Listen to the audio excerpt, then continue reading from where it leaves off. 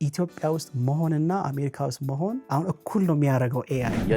የነ ደረጀ ከበደ መዝሙሮች በኤአይ እየመጡ ነው እየሰማናቸው። ሰውን ልታምታታ ትችላለህ፣ ግን እግዚአብሔርን ልትሸውድ አትችልም። ይሄ አርቲፊሻል ኢንተለጀንስ ግን የሚባለው አንደኛ ሁሉንም የሚያውቅ ሆኖ ነው የመጣው። መንፈሳዊ ነገር ደግሞ ሁልጊዜ የምናውቀው በቪው ብዛት ሳይሆን በፍሬ ብዛት። በኤአይ በኩል ማጸለይ አልችልም። ጸልይ ብለው ይጸልይ ይችላል፣ ግን doesn't work። ከመዘጋጀት ውጪ ሌላ አማራጭ የለም። ኤአይ እግዚአብሔራዊ ነው ወይስ ሰይጣናዊ ነው? ከኤአይ ጋር እያወራ እውነት የመሰለው ቦታ ላይ እየሄደ ወደ ውሸት እየሄደ እንዳረፈ ነው የተሰማው። እኛ እንደ ክርስቲያን ይሄ እግዚአብሔርን የሚያስደነግጥ ነገር አይደለም። ሰዎች የህይወት ዓላማቸውን ለማወቅ እየጠየቁ ያሉት ኤአይ ነው። ሮቦቱ አሁን ኤአዩ የሚያዘጋጀው መንፈሳዊ ክብደቱ አንድ ይሆናል ብለህ ታስባለህ? ወደ 3.2 ቢሊዮን ህዝብ ኢየሱስ የሚለውን ስም በህይወት ዘመኑ ሰምተዋል። አማኞች ነን ከምንለው በላይ ያላመነው ሰው ብዙ ነው። ወንጌልን ተግዳሮት የሚሆኑ ነገሮች ቋንቋ፣ ሁሉም ሰው እንደ አንድ አይነት ነገር ያስብ የሚለውን አመለካከት ብንተው፣ ጊዜው አሁን ሐሳብ ላለው ሰው ከዘፍጥረት እስከ ራእይ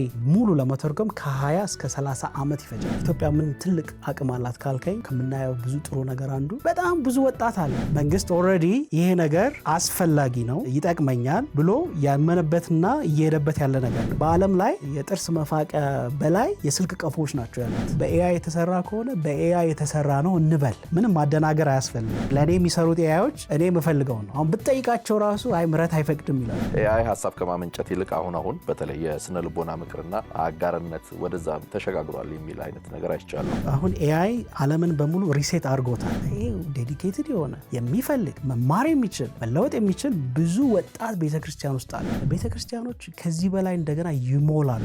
በኤአይ የሚሰሩ ኮንቴንቶች ጊዜያዊ ናቸው፣ ማነሳሻ ናቸው። ከዳር ነው መቆም የምንፈልገው? ተጠቃሚ ነው መሆን የምንፈልገው? ወይስ መሪ መያዝ ነው የምንፈልገው? ብዙዎች የኤአይ የአርቲፊሻል ኢንተለጀንስ ወይም የሰው ሰራሽ አስተውሎት ግራ የሚያጋባ አንዳንዴም የሚያሰጋ ሆኖ ይታያቸዋል። ሌሎች ደግሞ ከስጋት ይልቅ ለቤተ ክርስቲያን ለወንጌል ተልእኮ የተሰጠ ቴክኖሎጂ ነው ይላሉ። ኤአይ ለኢትዮጵያ ቤተ ክርስቲያን ትልቅ ዕድል ወይስ ስጋት? ኤአይ እግዚአብሔራዊ ወይስ ሰይጣናዊ? ቴክኖሎጂው ወንጌል ላልደረሰባቸው ወገኖች ለማድረስ እንዲሁም ለትርጉም ስራ ያለው ስልታዊ ፋይዳ ምን ይመስላል? በአገልግሎታችን ውስጥ ኤአይ በፍጹም ሊተካቸው የማይገቡ መንፈሳዊ እሴቶቻችን የትኞቹ ናቸው? በዛሬው የእይታ መርሃ ግብራችን አርቲፊሻል ኢንተለጀንስ ኤአይ ወይም ሰው ሰራሽ አስተውሎት ለቤተ ክርስቲያን ዕድል ወይስ ፈተና በሚል ርዕስ ሐሳብ እይታቸውን እንዲያጋሩን የኢየሱስ ፊልም ፕሮጀክት ግሎባል ዲጂታል ስትራቴጂስት ዳይሬክተር የሆኑትን ወንድማችን ምረት ጥላሁንን ለዚህ ፕሮግራም እንግዳ አድርገን ጋብዘናል። እይታ እንደምታውቁት በወንጌላውያን ማዕቀፍ ውስጥ ሆኖ በአገር አቀፍ በቤተ ክርስቲያንና ማህበራዊ ጉዳዮቻችንን እያነሳ የእንግዶቻችንን እይታ የምንዳስስበት ልዩ መርሃ ግብር ነው። ዘወትር ማክሰኞ ምሽት በኢትዮጵያ ሰዓት አቆጣጠር ምሽቱ 2 ሰዓት ላይ በኤክሌሲያ ሚዲያ ገጽ ብቻ ይተላለፋል። መጋቢ አቢይ ታደለ ኪያ ነኝ። አብራችሁን ቆዩ።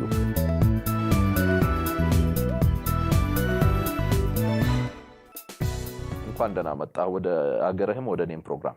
እንኳን ደህና ቆየኝ አቤ። በጣም በአጭር ቀን ቆይታ ነው ኢትዮጵያ ውስጥ ያለውና ለዚህ ርዕስ ሐሳብ ፈጥኜ ነው የተገናኘ ነው። ምክንያቱም ይሄ ወቅታዊ ጉዳይ ነው። በቤተ ክርስቲያንም በአገር አቀፍ ደረጃ ትኩረት የተሰጠው ጉዳይ ስለሆነና እድሉን ስላገኘን አመሰግናለሁ ለማለት ነው። ያ እኔም እድሉን ስለሰጠኝ ይህንን ለሀገርና ለቤተ ክርስቲያን በጣም ትልቅ ጥቅም ያለውን ሐሳብ እንድንነጋገር ስለጋበዝከኝ አመሰግናለሁ። መነሻ እናድርግ። አርቲፊሻል ኢንተለጀንስ እንላለን። ኤአይ ወይም ደግሞ በአማርኛ የሰው ሰራሽ አስተውሎት ተደጋጋሚ ቃላት ነው። አሁን በአገር አቀፍም ደረጃ በብዙዎችም የሚነሳ ጉዳይ ነው እና ምን ማለታችን ነው? በቀላል አነጋገር አርቲፊሻል ኢንተለጀንስ ስንል ምን እያልን ነው?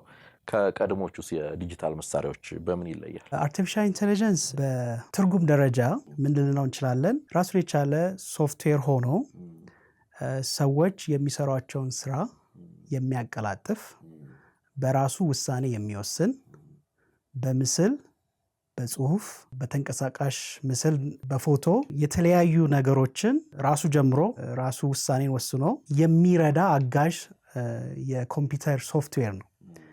ከዚህ በፊት የነበሩን ሶፍትዌሮች ስንነካቸው የሚመልሱ፣ ለምሳሌ ዳታቤዝን አንብበው ምላሽ የሚሰጡ ናቸው። ወይም ደግሞ ሰው ቁጭ ብሎ ኮምፒውተር ላይ በመነካካት ብቻ ምላሽ የሚሰጡ ናቸው። ስለዚህ በፊት እንግዲህ ድሮ ቴክኖሎጂ ስናስብ ትልቅ ኮምፒውተር ከፊታችን ቁጭ ብሎ ነው የምናስበው። ትንሽ ቆየንና ወደ ላፕቶፕ ገባን። እዛ ላይ ያሉ ሶፍትዌሮች በሙሉ ሰው ካልነካቸው ምንም ምላሽ አይሰጡም። ከዛ ወደ ምን መጣን? ወደ ሞባይል ቀፎ መጣንና ከዛም ከኖኪያ ጀምረን ወደ ስማርትፎን ስንደርስ እዛ ደረጃ ላይም እንኳን ስንደርስ የነበሩት በተለይ ከዛሬ 3 ዓመት በፊት የነበሩ ቴክኖሎጂ በሙሉ የሰውን ተከታታይ ጥያቄ የሚመልሱ አይነት ነገሮች ነበሩ፣ ወይም ደግሞ በአንድ ኤሪያ ላይ ብቻ የተሰሩ ናቸው። ይሄ አርቲፊሻል ኢንተለጀንስ ግን የሚባለው አንደኛ ሁሉንም የሚያውቅ ሆኖ ነው የመጣው። በፊት አሁን የቪዲዮ ኤዲቲንግ ሶፍትዌር ስትለው በቃ ያንን ነው የሚያውቀው፣ ወይ ደግሞ የፋይናንስ ስትለው የፋይናንስ ነው የሚያውቀው፣ የቸርች ማኔጅመንት ሶፍትዌር ስትለው የቸርች ማኔጅመንት ሶፍትዌር ነው የምትለው። ስለዚህ አንድ ነገር ነው በኤአይ የታገዘ ነው ሲባል በዓለም ላይ ያለ እስከ ዛሬ የነበረ ዕውቀትን አክሰስ ማድረግ የሚችል ከዛ ደግሞ አንተ ለምትፈልገው ነገር በራሱ ውሳኔዎችን እየወሰነ ስራን የሚሰራ ማለት ነው። ለምሳሌ እኔ ዌብሳይት ላይ አይቻለሁ አንተ ከዚህ ቀደም የጻፍከው የኢየሱስ ፊልም ፕሮጀክት ላይ የቀረበ ስለ ኤአይ ወይም አርቲፊሻል ኢንተለጀንስ ከታላቁ ተልእኮ ጋር ስላለው ስኬት አብረህ አንድ የጻፍከው አርቲክል ነበር። እዛ ላይ ኤአይ ተራ የቴክኖሎጂ ውጤት ሳይሆን ወንጌልን ለሁሉም ሕዝብ በፍጥነት ለማድረስ እግዚአብሔር በጊዜው የሰጠ ስልታዊ መሳሪያ ነው የሚል ሐሳብ እዛ መካከል አስቀምጠህ ነበር። ኤአይ እንደ እግዚአብሔር ስጦታ ነው፣ አንተ እዛ ጋር እድል ነው የሚል ነገር አስቀምጠሃል። ሌሎች ደግሞ የለም ሰይጣናዊ ነው የሚል ሐሳብ ያስቀምጣሉና ኤአይ እግዚአብሔራዊ ነው ወይስ ሰይጣናዊ ነው? ወደ ኋላ ትንሽ ተመልሰን ቴክኖሎጂ በየሀገሩ ሲገባ የትኛውም ከየት ልጀምርልህ? ከማተሚያ ማሽን በጀርመን ሀገር ጉተንበርግ የሚባለው ሰው ማተሚያን ሲጀምር የመጀመሪያው የታተመው ነገር መጽሐፍ ቅዱስ ነው። እና መጽሐፍ ቅዱስ በፊት በሰዎች በንግግር ብቻ ሲተላለፍ የነበረው በአንድ ጊዜ ወደ ዓለም ላይ የበዛው አሁንም የሚበዛው ማተሚያ ቤቶች ስላሉ ነው። ከዛ ምን መጣ? ሬዲዮ መጣ። ሬዲዮ ደግሞ የበለጠ ብዙ በር ከፈተ። መሄድ ማንችልባቸው ቦታዎች ላይ የመሄድ እድልን ሰጠ። እኔ አስታውሳለሁ አባቴ ሾርት ዌቭ ምንድነው ሕያው ተስፋ እንዲህ የሚባሉ ሬዲዮች እንሰማ ነበር አይደል? ከዛ በኋላ ምን መጣ? ቴሌቪዥን መጣ። ቴሌቪዥን ሲመጣ ደግሞ ያለንን በአንድ ቦታ የምናደርገውን ነገር አወጣ። ይሄ እንግዲህ አሁን ኢትዮጵያ ቤተክርስቲያን በጣም በስፋት በዚህ ሰዓት ሌት ካመር ብንሆንም እየተጠቀመን ያለንበት ነው። ከዛ ሶሻል ሚዲያ መጣ። ሶሻል ሚዲያው እና ቲቪው ተደባለቀ። ከዛ ወዴት ነው አሁን እየሄድን ያለ ነው? ወደዚህ ወደ ኤአይ ነው። ስለዚህ አንዳንዴ ስናስብ ወደ ኋላ ተመልሰን እነዚህ ቴክኖሎጂ ሲመጡ አንዳንድ ነገር ብለናል፣ የሰይጣን ያልናቸው ነገሮች ነበሩና ስለዚህ ለሰዎች መጋብዘው ያኔ ብለን አሁን ጥቅም አላቸው እንዳልን ኤአይም ምንም ብንለው ዛሬ ላይመለስ ስለመጣ ከኛ ጋር ስለሚቆይ ጥሩ የሚሆነው እድሉን ማየት ነው።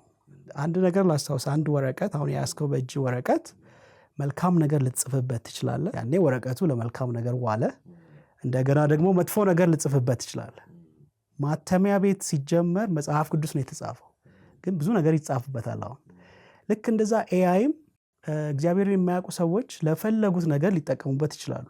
እግዚአብሔርን የሚያውቁ ሰዎች ደግሞ እግዚአብሔርን የሚወዱ ሰዎች እንደ ቤተክርስቲያን ተቋማት ደግሞ ወንጌልን የሚያፈጥን ነገር መስራት ይቻላል። አንድ ምሳሌ ልስጥና እንግዲህ ወደ ኋላ እየገባ እንሄዳለን። ለምሳሌ ወንጌል ያልደረሰበት አሁን በዓለም ላይ ማን ነው ወንጌል የሰማው ብለን እኛ በጂሰስ ፊልም ፕሮጀክት ብዙ በጣም ትኩረት ሰጥተን የምንሰራው ወንጌል ያልደረሰበት ቦታ ወንጌልን እንዴት እናድርስ ነው። በዓለም ላይ ወደ 8 ቢሊዮን ህዝብ አለ። ከዛ በላይ ወደ 8 ቢሊዮን ህዝብ በላይ አለ። ከዛ ውስጥ ወደ 2.5 ቢሊዮን የሚሆነው ሰው በዚህም ሆነ በዛ በተለያየ መንገድ እኔ የክርስቶስ ተከታይ ነኝ ብሎ ክሌም ያደርጋል። ክርስቲያን በሚለው ማዕቀፍ ውስጥ ኦርቶዶክስ፣ ካቶሊክ ወይም ጌላዊ የትኛው ውስጥ 2.5 ቢሊዮን አካባቢ። ስለዚህ የተቀረው 5.5 ቢሊዮን ህዝብ ገና አልደረሰውም። ከዛ ውስጥ ግን እኔ በጣም ልቤን የሚያነሳሳውና በድፍረትም በእምነትም ይሄን የምናገረው ወደ 3.2 ቢሊዮን የሚሆነው ህዝብ ከ5 ቢሊዮን ህዝቡ ጌታን ከማያውቀው ውስጥ ወደ 3.2 ቢሊዮን ህዝብ ኢየሱስ የሚለውን ስም በህይወት ዘመኑ ሰምቶ አያውቅም። ኢየሱስ የሚለውን ስም ሰምቶ አያውቅም። አንዳንድ ጊዜ ስለ ኢየሱስ ለማወቅ ፈልጌ ብሎ ሰው ጥያቄ መጠየቅ፣ መከራከር እሱ ጌታ ነው አይደለም ብሎ ሰው ሲል መረጃ አለው ማለት ነው። አትሊስት ስሙን ሰምቷል፣ የሆነ የሚያውቀው እውቀት አለ። እስቲ አንዳንዴ ወጣ ብለን እንኳን አንዳንድ ሀገሮች ስንሄድ ኢየሱስ የሚለው ስታነሱ what is it ምንድን ነው? ልክ አንድ ዕቃ ይዤ ብሄድ ዕቃው ምንድን ነው ማለት ምንም ያውቁት ነገር የለም ማለት ነው።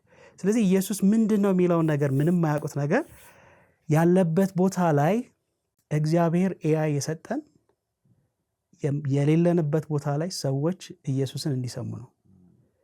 ለደቀ መዛሙርቱ ይህንን እንደው ሐሳብ ለመጨረስ ለደቀ መዛሙርቱ አንድ የሰጠው ነገር አለ እግዚአብሔር በዘመናቸው። ሮማውያን የገነቡት የሮማውያን የመንገድ ኢንፍራስትራክቸር ነበር።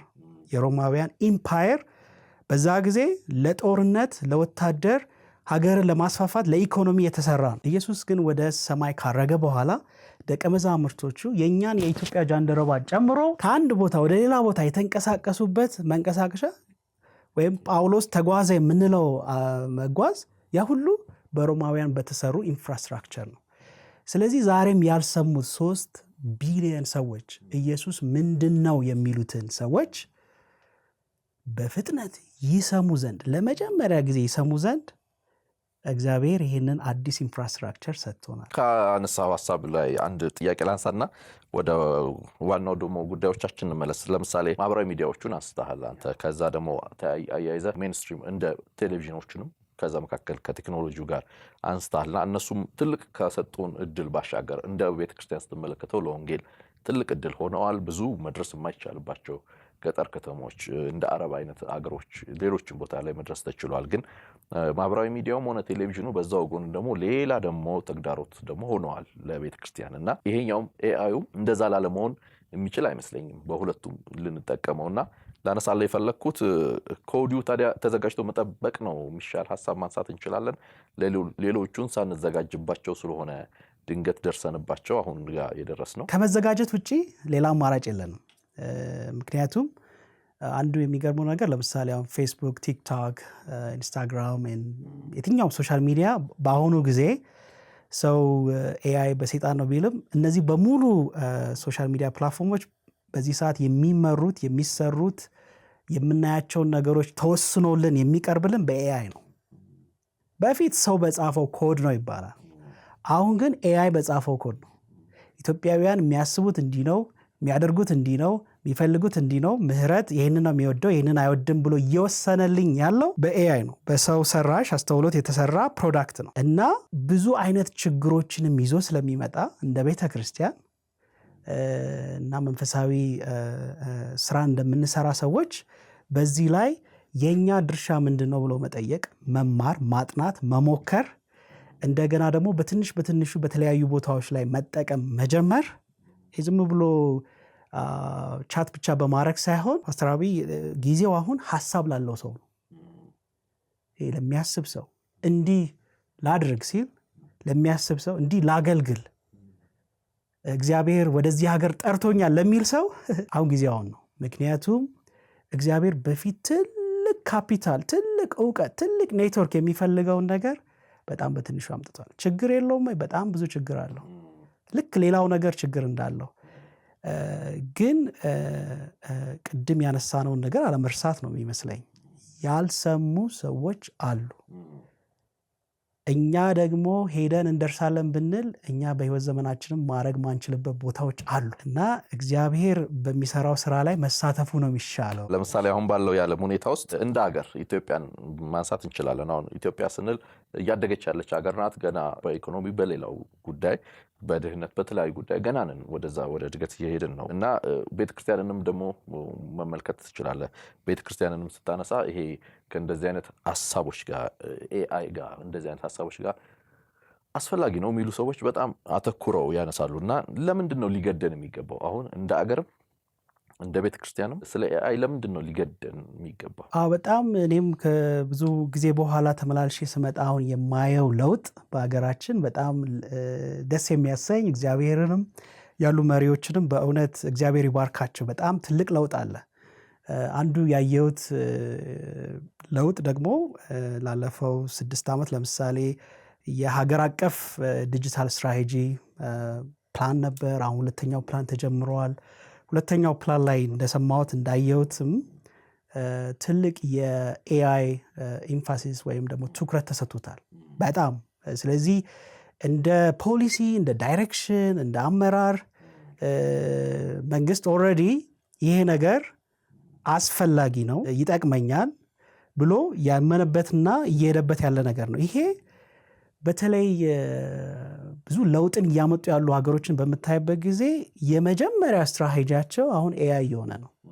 አሜሪካም ይሁን አንዳንድ ሀገሮች ወደኋላ ያሉት ዋጋ እየከፈሉ ነው ያሉት እና እኛ እንደ መንፈሳዊ ስራም ደግሞ በምናይበት ጊዜ የተመቻቸውን ይሄ እድል መጠቀምና በተለይ ኢትዮጵያ ምን ትልቅ አቅም አላት ካልከኝ አሁን ከምናየው ብዙ ጥሩ ነገር አንዱ የሰው ህዝብ ብዛት ነው። በጣም ብዙ ወጣት አለ። አሁን ብዙ በፊት አሁን ሌሎች ሀገሮች የማታየውን ለምሳሌ የትኛውም አይነት የወርሺፕ ሙዚቃ በዩቲዩብ ላይ ስታይ ወጣቱ ግጥም ብሎ ምናምን ታያለ እና ይሄ ዴዲኬትድ የሆነ የሚፈልግ መማር የሚችል መለወጥ የሚችል ብዙ ወጣት ቤተክርስቲያን ውስጥ አለ። ሁለተኛ ነገር ደግሞ አሁን ኤአይ አሁን ለምሳሌ ስልክክ ላይ ስንት አፕ አለ? አንተ ሜይ ቢ 50 ወይ 100 ወይ ብዙ ከተጠቀምክ 300 አለ አይደል? የዛሬ 3 ዓመት ምናልባት 10 ከዛ ከ5 ዓመት በኋላ ምንም አፕ አይኖርም፣ ብዙ አፕ አይኖርም። የሚኖርክ ራሱ ስልኩ በኤአይ የሚመራ አንተ ማናገር ብቻ ነው የሚችለው። ከሰው ጋር ማውራት ታቆምና በቃ ከስልክህን ከፈለክ አሁን ስለ ጂፒኤስ እዚህ ጋር ውሰደኝ፣ እዚህ ጋር ስለ ባንክ፣ እዚህ ጋር ስለ ምን ስለ ሁሉ ነገር የምታረገው በአንድ ጌትዌይ ነው። አሁን እዚህ ጋር ዛሬ አንተና እኔ እየተነጋገርን ትልቅ የኤአይ አንዱ ካምፓኒ ትልቅ የኤአይ ሱፐር አፕ ብለው መስርተዋል።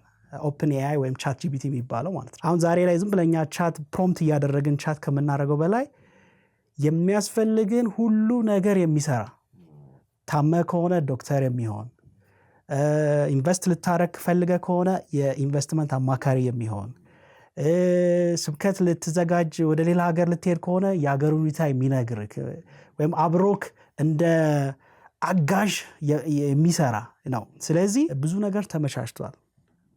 አንዱ ትልቁ ነገር ካነሳው ጋር የሚጠቅመው ብዬ ለሚሰሙ ሰዎች መናገር የምፈልገው ኢትዮጵያ ውስጥ መሆንና አሜሪካ ውስጥ መሆን አሁን እኩል ነው የሚያደርገው ኤአይ። ኦኬ ሌሎች ያደጉ ሀገሮች የሚሰጠው የሆነ ኢንፍራስትራክቸር ሊኖር ይችላል። ሀሳብ ላለው ሰው ግን አዲስ አይዲያ ላለው ሰው ኢትዮጵያም ውስጥ ሆኖ በአንድ ግለሰብ ምናልባት 100 ሰዎች 150 200 ሰዎች የሚሰሩትን ስራ እየሰራ የሱ ፕሮዳክት በአለም ላይ ተፈላጊ መሆን ይችላል። at the same time አሁን ስለ ሀገር ስለጠየቀኝ ነው ያን ምሳሌ ሰጠሁት። ፓስተር አብይ የሚያገለግለውን የሚጽፈውን መጽሐፍ ብቻውን ጽፎ ጨርሶ በዚህ በኤአይ ቴክኖሎጂ 300 ሰዎች አብረውት ሊሰሩት የሚችሉትን ስራ መስራት ይችላል። ጥቅሙ ይሄ ነው። ጉዳት የለውም? ይሄ በጣም ጉዳት አለው። ለዛ ነው መዘጋጀት የሚያስፈልገው። ምክንያቱም እነዛ ሰዎች ምን ሊሰሩ ነው ማለት ነው። ስለዚህ እያንዳንዳችን ከዚህ እየመጣ ካለው ትልቅ የማዕበል ለውጥ እንዴት ነው አጀስት ማድረግ ያለብኝ? እንደ ሀገር ደረጃ ብዙ ነገር እየተመቻቸ ነው ማለት በፖሊሲ በምናምን፣ ግን ያንተን የግል ውሳኔ አመለካከት አይምሮን ክፍት አድርገ ለመማር መዘጋጀት፣ የጣልካቸውን ራእዮች አይዲያ ብለ እኔ አቅም የለኝም ብር የለኝም ብለ ያስቀመጥካቸውን ሐሳቦች ማንሳት። ምክንያቱም አሁን በፊት ብዙ ካፒታል የጠየቀን ነገር አሁን በትንሹ ማድረግ ትችላለህ። አንድ ሰው እንደቀልድ ይሄንን አስመልክቶ ውይይት ስናደርግ ያነሳልኝ ሐሳብ አባቴ ያለ በቤተሰቦቹ ውስጥ የክፉ መናፍስት አሰራር አይነት ልምምድ ነበረው እና አባቴ እንደ ልቡ ያዛቸው ነበር ክፉ መናፍስቱን ብዙ ነገር ያደርጉለት ነበር አለ እና አሁን እነዛ በኮምፒውተር ውስጥ መጥተዋል አለ። አሁን ለኔ እንደ ልብ ያዛቸዋለሁ ያደርጉልኛል አይነት ነገር ሐሳብ ላንሳለ። ለምሳሌ ቅድም ባነሳሁት ጽሁፍ ውስጥ መረጃዎችን በመተንተን ወንጌል ያልደረሰባቸው ቦታ አሁንም አንስተልኛል ለማድረስ ይቻላል የሚል ነገር አንስተልኛል። ቅድም ከነገርከኝ ቁጥር አንፃር ከሚሽን አንፃር እናንሳውና ንግባ ከቤተ ክርስቲያን አንፃር ለምሳሌ 8 ቢሊዮን መካከል 3.5 ምንም አልሰማም ብለኸኛል። 2.5 ነው አትሊስት ባንድ ሚውን በሌላ ስለ ክርስቶስ የሚያውቀው ብለኛል። እዛ መካከል ለምሳሌ ነው ያየሁት ነገር አለ 450,000 አካባቢ ሚስዮን ብቻ ናቸው ዓለም ላይ የተበተኑ የሚል ጽሁፍ ካንተ ውስጥ ያገኘሁት ነገር አለና ይሄንን ከመቀየር አንፃር ለምሳሌ 2.5ን እኮ ሚስዮናዊ ማድረግ የሚቻልበት ቢሊዮኑን የሰማውን ኤአይ ራሱ እድል ይፈጥራል የሚል ነገር ፈጥራል አስቀምጣልና እሱን ሐሳብ አንሳለ። እሺ አሁን በተለያዩ ጥናቶች የወጡ ጽሁፎች ናቸው እዛ ላይ ያየኸው። ለምሳሌ አንደኛው በዓለም ላይ ስንት ሚስዮናውያን አሉ? አሁን እኔ ማገለግልበት አገልግሎት በዓለም ላይ በብዙ ስራ እንሰራለን። ኦልሞስት በሁሉም ሀገር አለን።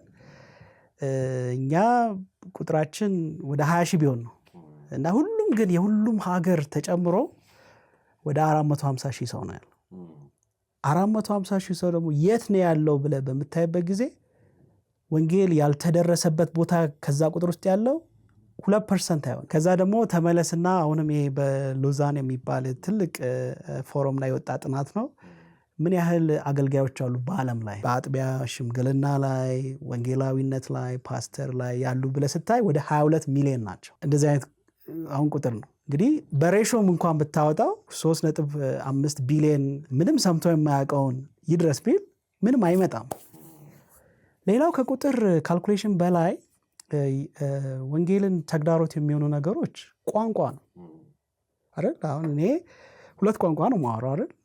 ስለዚህ የሆነ ሀገር ታይላንድ ላይ ቁጭ ብታረገኝ ቋንቋ ባለመቻሌ ብቻ ወንጌልን መስራት እንዳልችል ይጋርደኛል። ሌላኛው ባህል ነው። ባህል ባለማወቃችን ጊዜ ይወስድብናል። ሌላኛው ደግሞ የምትሰራውን ስራ ራሱ ዲስትሪቢዩት ማድረግ። አሁን ለምሳሌ አንተ መጽሐፍ ጽፈህ ወይ ደግሞ ወንጌልን አድርገህ ሰውን እንዲያውቅ ማድረግ። ሶስተኛው ደግሞ ካፒታል ገንዘብ ይፈልጋል። ሌሎችም ብዙ ነገሮች አሉ። ሰው ማሰልጠን አለብህ። አሰልጥነ ደግሞ የኢሚግሬሽን ስራዎች መስራት አለብህ። ከዛ በኋላ ፈቃድ ከዛ ከሚቀበል ሀገር መውሰድ አለብህ። አንዳንዱ ሀገር ና ይልሃል፣ አንዳንዱ ሀገር በፍጹም እንዳላይክ ይልሃል። ብዙ አይነት ተግዳሮቶች አሉ። ለዛ ነው ሰዎች ያልሰሙት። ሌላው ደግሞ ገጠር እየገባ ስትሄድ ተፈጥሮ ራሱ ይጋርዳል። መንገድ የላቸውም፣ ግን ስልክ አላቸው። አሁን አንዱ ዳታ እዚህ ጋር ልጨምርልና ምሳሌ ምሰጥ። ሰዎች ትራንስፖርቴሽን የላቸው፣ ነገር ግን ስማርትፎን አላቸው። ደግሞ አንድ የሚያስቅ አባባል አለ። በዓለም ላይ የጥርስ መፋቂያ በላይ የስልክ ቀፎዎች ናቸው ያሉት። በብዙ ሀገሮች የተለመደ ነው 2-3 ቀፎዎች መያዝ። ይሄ የሰው ባህሪ ነው፣ መገናኘት ይፈልጋል። እና እነዛ ሁሉ መጽሐፍ ቅዱስ ላይ ያለውን ኢሳይያስ ምዕራፍ 40 ቁጥር 9 ላይ ያለውን ምልከታ ያሳያል። ምን ይላል? አንተ የምስራችን የምትናገር ከፍ ወዳለው ተራራ ላይ ውጣ፣ ድምፅን ከፍ አድርገው፣ አትፍራ፣ እነሆ ለይሁዳ ከተሞችም እነሆ አምላካችሁ በል። አሁን የአሁኑ ተራራ በስልኮች ነው። አሁን ስልኮቹ ደግሞ ፓወር እየሆኑ ያሉት በኤአይ ነው። ስለዚህ ለምሳሌ እነዚህ ሁሉ ተግዳሮቶች ካሉ እግዚአብሔር ደግሞ ተራራው ላይ ወተን የምስራችሁ እንድናገር የሚፈልግ ከሆነ ለምሳሌ ታይላንድን ውሰድ ወይ ህንድን ውሰድ። በጣም ክርስትና ገና መስፋፋት ያለበት ነው። ለምሳሌ ታይላንድ 300 ዓመት ተሞክሯል። እየሄዱ ብዙ ተሞክሯል። ወንጌልን እንዲህ በተቃውሞ የለም፣ ግን አይቀበሉም። ስለዚህ ለምሳሌ ተራው የኢትዮጵያውያን ቤተክርስቲያን ደግሞ ይህንን ወንጌል ወደዛ ይዞ መሄድ ከሆነ ቋንቋ አንችልም። አሁን ኤአይ ቋንቋውን ይችልልናል። ስለዚህ እኛ በአማርኛ እናወራለን፣ ወንጌሉ ለነሱ በስልካችን በታይ ቋንቋ ይሰማሉ። እኛ መጽሐፎችን እንጽፋለን፣ ወደ ታይ ካልቸራል አውድ ኮንቴክስት ኤአይ ተረጉመዋል። እኛ የተረጎምነውን ደግሞ እናስቀምጣለን፣ እሱ ዲስትሪቢዩት ያደርገዋል። ከዛ ደግሞ ዲስትሪቢዩት ብቻ ማድረግ አይደለም፣ ለእያንዳንዱ ለሚሰማው ሰው እንደ አጋዥ ኤጀንት ሆኖ 24 ሰዓት ለ7 ቀን ለ365 ቀን ያለምንም ድካም ያገለግላቸዋል። ይሄ ነገር እየሆነ ነው ወይ ካልከኝ፣ አዎ እየሆነ ነው። እኛ በሰዎች ስለተከበብን፣ በቤተክርስቲያን ስለተከበብን፣ ሲያመን የሚጸልይልን ሰው ስላለ፣ ሲቸግረን ምንተጋገዘው ሰው ስላለ በፍጹም እንደዚህ መሆን የለበትም ልንል እንችላለን። ኢየሱስ የሚለውን ስም ሰምቶ ማያውቅና አጠገቡ ማን እንዳለ የማያውቅ ሰው እንዲህ አይነት እድል ከየት መጣ ብትለኝ፣ እኔ ምድር ላይ ያለ ነገር በሙሉ እግዚአብሔር ሳያውቀው የሆነ ነገር የለም። እና በዚህ መንገድ ነው ኤአይ በጣም ትልቅ እድል የሚሆነው ለቤተ ክርስቲያን። ተግዳሮቶቹን በሙሉ በጣም ሚኒማይዝ ያደርገዋል። እኛ ደግሞ የኢትዮጵያ ቤተ ክርስቲያን ያውን ሚሽነሪ ሆኜ ከኢትዮጵያ ወደ አሜሪካ ያልተለመደ ነገር ነው። እዛ ሄጃለሁ አይደል? ቀላል አይደለም ከዚህ እዛ መሄድ፣ በጣም ብዙ ነገር አለው። ግን ያንን ሁሉ አሁን ቀንሶ እዚህ ያሉ ሰዎች እዛ እንዳሉ በውስጣቸው እግዚአብሔር የሚሰጣቸው ጸጋ ለብዙዎች መድረስ የሚችልበትን እድል ፈጥሯል። የቋንቋን ችግር አስወግደዋል። ይሄ ደግሞ ኤአይ ዛሬ ላይ የምታዩት ካፓሲቲ ይሄንን ምናልባት በደንብ አይችልም የምትሉት ነገ ላይ በሰዓታት እየተለወጠ ያለ ስለሆነ መዘጋጀቱ አሁን በጣም ጠቃሚ ነው። ከመዘግየት አንጻር እስቲ ሐሳብ ላንሳ። ለምሳሌ ከአንተ ልምድ ላንሳ። ጽሁፉን የጻፍክበትን ምክንያትም በዛው እንድናነሳ ነው ያንን አርቲክል። ለምሳሌ እንደኛ ሀገር እንኳን ብቻ ሳይሆን እዛም አንተ ባለህበት አሜሪካን ሀገር ከትልልቅ ተቋማት ጋር ስለሆነ የምትሰራው በወንጌል ምክንያት እነሱም ራሳቸው ገና ነው ዘግይቷል፣ ገና ነው አሁን ምን ያስፈልጋል የሚል አስተሳሰብ እኛም ጋር ብቻ ሳይሆን እዛም እንዳለ ያየሁበትና እሱን አንሳልኝ። አሁን ኤአይ ዓለምን በሙሉ ሪሴት አድርጎታል። አሁን በፊት የነበረ ለምሳሌ ሶፍትዌር ኢንጂነር ነኝ ብለህ የምናውቀው እውቀት፣ ዶክተር ነኝ ብለህ የምናውቀው እውቀት ያንን ሁሉ ወስዷል። ያ ማለት ምንድነው? ሪሴት አድርጎታል። ሁሉም ጀማሪ ነው። አሜሪካም ያለ አገልጋይ ወይ ሶፍትዌር ኢንጂነር፣ ቢዝነስ ፐርሰን ሁሉም ጀማሪ ነው። ስለዚህ ሀሳብ ያላቸው ሀሳባቸውን ቶሎ እየሞከሩ ያሉ ግለሰቦች አይደለም ካምፓኒ፣ ግለሰቦች በአንድ ጊዜ የብዙ ነገር ላይ እየደረሱ እንደሆነ እያየን ነው። ስለዚህ አሜሪካም ውስጥ ያለ ወይም በሌላ በስራ አጋጣሚ በሚሄድባቸው ቦታዎች ላይ እዚህ ለምሳሌ ኢትዮጵያ እንደዚህ አንቀበልም ምናምን የምንላቸው አንዳንድ አባባሎች እዛም ይባል ይሄ የሰው ባህሪ ነው። አንደኛ ሰው እንዴት እንደሚጠቅመው እና እንደሚጎዳው ማወቅ ስለሚፈልግ ወደኋላ ይላል። እና ለምሳሌ እዚህ ጋር ላንሳው መሰለኝ ያንን ታሪክ። አንድ ስብሰባ ላይ ካሊፎርኒያ ነበርኩኝ። እንግዲህ ካሊፎርኒያ ማለት የቴክኖሎጂ አሁን የምናወራው እንኳን ቶፒክ የተጸነሰነው አሁንም መሪውን የያዙት ሰዎች እዛ ነው ያሉት። እና አንድ ስብሰባ ላይ በእኛም አገልግሎት በሌሎችም ሊረዳ የሚችል የአንድ ፕሮፖዛል አቅርበን በደንብ እንደዚህ ይደረግ ብለን አቀረብን። እና አንዳንድ ሰዎች ጊዜው አልደረሰም አሉ። እና እንግዲህ አንዳንዴ ያው የምትችለውን አድርገህ ለጌታ የምትሰጠው ነገር አለና ወጣን። ልክ እዚህ ሀገር ራይድ እንደምንለው እዛ ኡበር አለ። በኡበር መጣ፣ አነሳን። ካሊፎርኒያ ትራፊኩ በጣም የተጨናነቀ ስለሆነ አንድ ሰዓት ስለሚፈጅብን ብዙ ጊዜ ኡበር ውስጥ ማገልገል ወዳለሁ። ማለት ያው ሁሉ ሰው ዝም ብዬ አልቀመጥም። እና እየነዳ ልክ በእኛ ሀገር የምናውቃቸው የእንጨት መስቀሎች አሉ አይደል? የውስጥ ምንድነው የኋላ ማሳያ ስፖኪዮ የለም ምንድነው የሚባለው? የውስጡ እዛ ላይ ተንጠልጥሏል መስቀል። እኛ ሀገርም እናደርጋለን አይደል? አዎ ክርስቲያን ነው ብዬ ሰላም፣ ይሄ መስቀል እንዴት እዚህ ጋር አረከው? ትርጉሙ ላንተ ምንድን ነው አልኩት። ከዛ እንደምንም ብሎ እህቴ ልካልኝ ነው አለ። ኦኬ።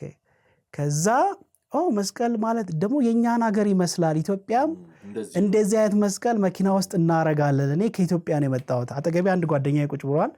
እንደዛ አልኩት። ከዛ ጓደኛዬ ደግሞ አንድ የሆነ ቪዲዮ ሊያሳየው ፈልጎ አወጣ። እንግሊዝኛ እንደማይችል ገባን። ይታይ ገና 45 ደቂቃ ይቀረናል። ረጅም እድል አለ። መስቀል ይዟል። እያወራን ነው። እሱም አዘነ ቋንቋ ባለመቻሉ። እኔ አማርኛና እንግሊዝኛ እችላለሁ። ጓደኛዬ ከኒውዚላንድ ነው። እሱ እንግሊዝኛ ብቻ የሚችለው። ከዛ ትዝ አለኝ ቻትጂፒቲ እኮ ብዙ ቋንቋዎች ያወራል። ከየት ነው የመጣው ስለው ከአርሜኒያ ላይ።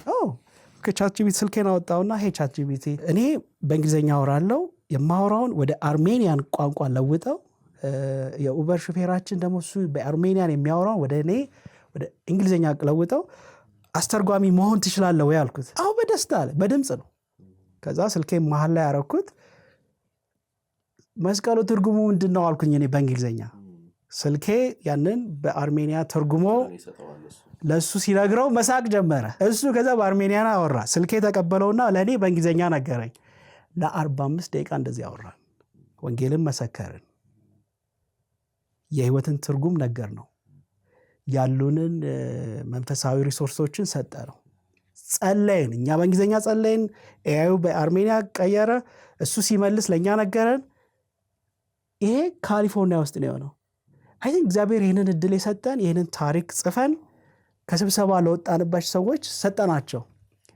ሰዎች አይምሯቸው አንድ በአንድ እየተቀየረ ይመጣል ማለት ነው በዚህ መንገድ። አሁን ይሄ ብዙ ጊዜ እየገጠመኝ ነው እና ይሄ የሰይጣን ነው ወይም ፍርሃት ስራዬን ሪፕሌስ ያደርገኛል ሊያደርግ ይችላል። ግን ሐሳብ ካለን ሐሳባችንን እስቲ 10 እጥፍ አድርገው ስትሉት 10 እጥፍ ያደርገዋል። 100 ስትሉት 100። ራስን በራስ እስቲ ይሄን የሰጠውን ሐሳብ እስቲ ፈትነው ስትሉት ይፈትነዋል። እና በአገልግሎትም እንደዚሁ ያደርጋልና እንደው ካወራን አይቀር ትልቁ ችግር እንደው ካሊፎርኒያንም ካነሳን አይቀር እድል ይፈጥራል። ግን በመሃል ይሄ ሲሰራ አሰራሩ የሰሩት ሰዎች እንደፈለጉት ይጠመዝዙታል። ባያዝ ይባላል። አሁን ለምሳሌ እኔ አንድ የሞተሩ የኤአይ ሞተሩ ላርጅ ላንጉዌጅ ሞዴል ይባላል። ሌላ ብዙ ቴክኒካል ነገር አለ ሳልገባ ወይም ደግሞ በተፈጥሯዊ ቋንቋ እንዲያወራ ማድረጊያ። አሁን የኛ ቻትጂፒቲ ምናምን ስንል እነሱ የጀነሬቲቭ ኤአይ ቤተሰቦች ናቸው ወይም ፋሚሊ ናቸው። እና እነዚህ እኔ ከሰራሁት እኔ ካዘጋጀሁት ምን ይሆናል ማለት ነው የምህረት አስተሳሰብ ቫልዩ የክርስትና ወዱ እየመጣ ይሆናል። አንተ ከሰራው ያንተ ይሆናል፣ እኔ እናንተ ከሆነ የኔና አንተ ይሆናል። ስለዚህ አሁን መዘጋጀት ስንል እንደ ሀገር እንደ ኢትዮጵያ እኛም የምናዘጋጀው ቢኖረን፣ እንደ ቤተክርስቲያን ስንል ደግሞ አሉ እድሎች የተዘጋጁና እኛ ወደምንፈልገው ልክ ሬዲዮ እንዴ ነው ስሰማ ድሮ ሆነ ዝም ብለው ያለ ተሰማለ። ከፈለክ ግን ፋይን ቲዩን ማድረጊያ አለው አይደለ? ካገኘው በኋላ ጣቢያውን ልክ እንደዛ የተዘጋጀውን ቴክኖሎጂ ኢትዮጵያዊ ወይም ደግሞ መጽሐፍ ቅዱስን ያማከለ የማድረግ ስልት አለ። ያንን መስራት ነው አሁን ትልቅ ጎልድ ማይኒንግ የሚባለው ማለት ነው። ባይዞቹ ጋር መለስበታለሁ። በተለይ ከተግዳሮቶች አንጻር ለምሳሌ አንተ የካሊፎርኒያ ስታነሳ እኔ የሁለት ልምዶችን ላንሳለ። ለምሳሌ እስራኤል በነበርኩበት ወቅት ዜናዎቹንም የተለያዩ ነገሮችንም ለመጠቀም ሞክሬያለሁ እና ለመግባባት ሰዎች አጠገቤም ሲያወሩ በጽሁፍ እየሰጠኝ ለመረዳት ሞክሬያለሁ። ግን ያንን በማላቅበት ሰዓት ግን ለምሳሌ አሁን ሩዋንዳ በጣም ግሩም የሆነ የቤተ ክርስቲያን አሽከርካሪ ነበረኝ ከቦታ ቦታ ሲያንቀሳቅሰኝና በጣም ላወራው እየፈለኩ እንግሊዘኛ ስለማይችል እኔ ደግሞ ሩዋንዲ ስለማልችል በቃ በፈገግታ ብቻ ረጅም ከተማን ይጎበኛል። የፔንቴኮስታል ሩዋንዳ ቸርቾችን በሙሉ ቀን ሙሉ እየወሰደ እያስጎበኘኝ የነበረውና ምንም አይነት ግን ቀኑ ሙሉ ወሬ ሳታወራ ገላየሳችሉ ቀረ። በቃ እንደዚህና ጽሁፍ መካከል ካየሁትና ለኛም የሚጠቅመን ነገር አንዱ መጽሐፍ ቅዱሶች ወይ መንፈሳዊ ማቴሪያሎችን ከትርጉም አንጻር ምን ያህል እያቀለለ እንዳለ የጻፍከው ነገር አለና ስለሱ አንሳለኝ። ተግባራዊ የተፈጠሩ ታሪኮችን አንስተን ከጠቃሚነት አንጻር እናንሳ። ወደ ተግዳሮቶቹ በኋላ ይመለሳለሁ። ወደ 3.5 ቢሊዮን ሰዎች ኢየሱስን ገና አያውቁም ስንል አንዱ ትልቁ ነገር ምናየው በእነሱ ቋንቋ ባህል መጽሐፍ ቅዱስ ገና አልተተረጎመም ማለት ነው። ምንም ለመስማት ፈልገውም እንኳን ቢፈልጉ የለም። መጽሐፍ ቅዱስ ከዚህ በፊት እንግዲህ በታሪክ ስናቅ ሰዎች ገንዘብ አዘጋጅተው ድርጅት ሆነው ወደ ሌላ ሀገር ሄደው ሰውን ተዋውቀው ምናልባት የአንድ ሰውና የቤተሰቦች ህይወት በቃ ከወጣትነት እስከ እርጅና ድረስ ያለውን ጊዜ ሁሉ የሚወስድ ነው። ያ ማለት አንድ መጽሐፍ ቅዱስ በጥናት እንግዲህ በቅርብ በክርስቲያን የኤአይ ስብስብ ውስጥ የወጣ ጥናት ያየሁት ከዘፍጥረት እስከ ራዕይ ያለውን ሙሉ ለመተርጎም ከ20 እስከ 30 ዓመት ይፈጃል። ብዙ ጊዜ ከአዲስ ኪዳን ነው የሚጀምሩት። ከዛም ምናልባት ከሉቃስ ወንጌል ከዛ በሉቃስ ወንጌል አሁን ለምሳሌ ኢየሱስ ፊልም ስላለው ከዛ ልክ እሱ እንዳለቀ ፊልሙ ይሰራል። እንግዲህ እንደየሀገሩ ኮንቴክስት እየተቀያየረ ግን አዲስ ኪዳን ነው የሚጀመረው። ብሉይ ኪዳን እንደምታውቀው ከባድም ነው። እኛም ስናነበው አንዳንዱን ዘለልም ወደኋላም እያልክ ትርጉም እያየ ነው የምትሄደው አይደል? ይከብዳል። ስለዚህ ኖረ ነው ከህዝቡ ጋር ኖረ ሰዎች ወደ ጌታ መጥተው ተረድተውት መንፈስ ቅዱስ እየመራቸው ይሰራሉ። አሁን ምን ሆኗል? በተለይ የአዲስ ኪዳንን የተወሰኑ መጽሐፍትን ከተረጎሙ በኋላ የዛን ያተረጓጎም ስልታቸውን ኤአዩ ፓተርን በአማርኛም እንደሆነ ባላቅም ፓተርኑን ያይና ኤአይ የብሉይ ኪዳን መጽሐፎቹን መተርጎም ይጀምራል። ለምሳሌ ዮሐንስ ወንጌልን ስትተረጉም አንተ የተከተልካቸው ፓተርን የሚለውን ምናልባት ለማስረዳት ተደጋጋሚ ሂደቶቹን አይቶ በብሉይ ኪዳን ላይ ያሉት መጽሐፎች አንድ በአንድ ይወስዳል። ስለዚህ አሁን ያሉት አንዳንድ የመጽሐፍ ቅዱስ ማህበሮች ያወጡት ጽሁፍ 20 ዓመት ነው ከላያቸው ላይ ያነሳው 20 ዓመት። ስለዚህ አንድ መጽሐፍ ቅዱስ ከ30 ዓመት ወደ 10 ከ10 ወደ 3 ይመጣል ነው። ምክንያቱም ያው ለ3ም 10ም የሆነበት ምክንያት ያው መታረም ስላለበት ትርጉሙ ትክክል ነው ወይ ተብሎ መረጋገጥ ስላለበት ነው እንጂ ማሽኑ አሁን ይሄንን ያሉት የዛሬ ዓመት ነው። እርግጠኛ ነኝ የዛሬ 2 ዓመት 20 ዓመት ብቻ ሳይሆን ሁሉንም ያነሳል እንደኔ ግምት። ምክንያቱም ኦልሬዲ መጽሐፍ ቅዱስ ወደ 400 ቋንቋዎች ነው በሙሉ የተተረጎመው ከዘፍጥረት እስከ ራዕይ። ብዙ አይደለም። በዓለም ላይ ወደ 7000 ቋንቋዎች አሉ ዳይሌክቶቹንም ጨምሮ።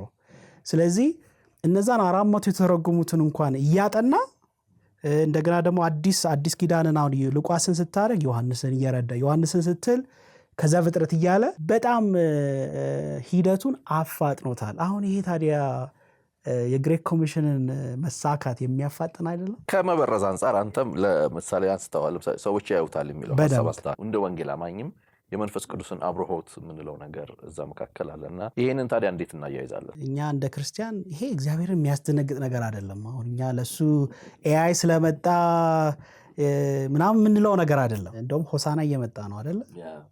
ሆሳና እየመጣ አንድ ለምሳሌ የምጠቀምበት ቃል ኢየሱስ ወደ ኢየሩሳሌም ሲገባ ህዝቡ በጣም በእልልታና በደስታ ተቀበለው እና የቀኑ ሰዎች መጡና ተከታዮችን ምን በሏቸው አለ? ዝም በሏቸው። ምን አለ ኢየሱስ? እነሱ እንኳን ዝም ቢሉ እነዚህ ድንጋዮች ይጮሃሉ። በእርግጥ ይጮሁ ነበር ሰው ዝም ስላላለ እንጂ። ብሉይ ኪዳን ላይ ስትሄድ እግዚአብሔር አህያውን እስቲ ተናገረው ብሎ አህያውን አናግሯል። እንደገና ደግሞ በሚነድ እሳት ቁጥቋጦ ሙሴን አናግሮታል። ኤአይ ለሱ ምንድን ነው? ሰው እኮ የሰራው ነገር ነው። ምንም እኮ ይሄ የተለየ ነገር አይደለም። እንደውም ማየት ያለብን እኛ እንደ ክርስቲያኖች የሚጠቅመውን ነገር መርጠን እኮ መውሰድ እንችላለን። ስለዚህ እግዚአብሔር በሚታይም በማይታይም ነገር የሚሰራ አምላክ ነው። ብዙ ምሳሌዎች አሉ መጽሐፍ ቅዱስ ውስጥ በዚህ ላይ ማየት የምንችለው። ሌላው ነገር አሁን እነዚህ የመጽሐፍ ቅዱስ ተርጓሚዎች ኤአይን ይጠቀማሉ ስልህ እነሱ ራሳቸው ሶፍትዌሩን ማኔጅ እያደረጉ በተሰጠው ሂደት ውስጥ ሰዎች 20 ዓመት ፈጅቶባቸው እየሰሩት ያለውን ነገር ለምሳሌ እኔ አሁን ብዙ የኤአይ ኤጀንቶች አሉ። አንድ ምሳሌ ከረዳ የምሰጠው ሳወራው ምን ይላል? ምህረቴ በጣም ሰፊ ስራ ነው፣ 1 ሳምንት ይፈጅብኛል፣ ይሄኛው 2 ሰዓት ይፈጅብኛል ይላል። ልክ እንደ ሰው ለማለት ሲሰራው እንደው ለምስክርነት እንዲሆን 2 ደቂቃም አይፈጅም። በተለይ ጥሩ ስልክና ጥሩ ሰርቨር ላይ ከተገናኘ 2 ደቂቃ አይፈጅም። በ5 ቀንም ስራው ማለት ይችላል። ይሄ መጽሐፍ ቅዱስ ከመተርጎም ሂደት ውስጥ ይታይክ ምን ያህል እንደሚያፈጥንልህ ማወቅ ትችላለህ። ስለዚህ እንግዲህ ወደ ፍጻሜ ስንሄድ ነገር ይቸኩላል የሚሉ ሐሳቦችም እኮ አሉት አይደል? መጽሐፍ በትንቢተ ዳንኤል ላይ በመጨረሻው ዘመን ዕውቀት ምን ይላል ይበዛል ይላል። ስለዚህ የትኛውም ቴክኖሎጂ ሲመጣ ቶሎ የሚቀበሉ አሉ፣ በፍጹም የማይቀበሉ ተቃራኒ ጎራ አለ። እኔ መሀል ላይ ሁኑና ትንሽ ወደሚቀበለው ጋደል በሉ፣ ግዴላችሁም ነው የምለው። ማሽን ነው የሚተረጉመው ብለን እናስብ፣ ወይም ደግሞ ሶፍትዌር ነው የሚተረጉመው የሚለው እናንሳ። ግን እዛ መካከል የሰዎች ባህል አለ፣ ስሜት አለ። እነዛን በትክክል መረዳት ይችላል ማሽን ብለን ማሰብ እንችላለን።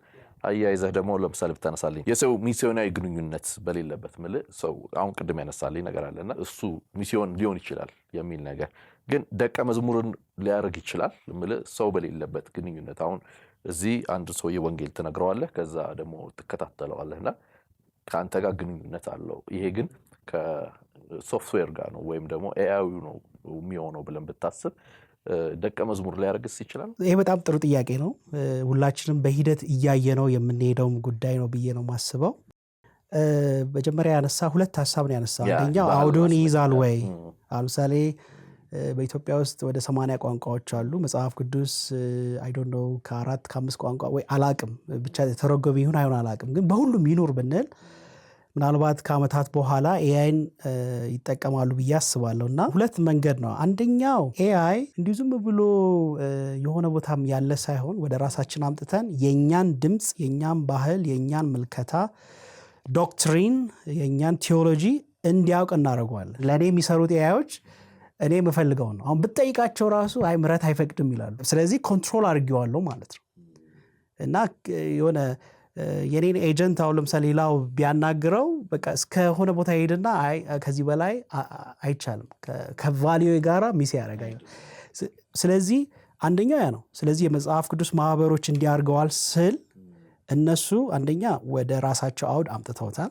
ልክ አንዴ ሶፍትዌር እንደምትጭነው ይሄ ይለያል፣ ግን በዛ ምሳሌ ብንይዘው ጭነውታል። ከዛ በኋላ ጋርድሌር ሰርተውለታል። እንደገና ደግሞ የመጽሐፍ ቅዱስን ሂደት አሰልጥነውታል። ስለዚህ እዛ ጋር ሄደ የሆነ ሌላ ነገር ብትጠይቀው አይመልስም። ከዛ አንድ ያ በዛ መንገድ ኮንትሮል ታደርገዋል። ሁለተኛው ቅድም እንዳልኩክ 100% አይደለም የቀረፈው፣ ሰዎች የሚወጣውን ሪዛልት እንዲያዩትና እዛው ፊድባክ እንዲሰጡት ታደርጋለህ። ለምሳሌ 100 ሰዎችን ቀጥረ ቴክስቱ በወጣ ቁጥር ፊድባክ ይሰጡታል። በሰጡት ቁጥር ይለምዳል።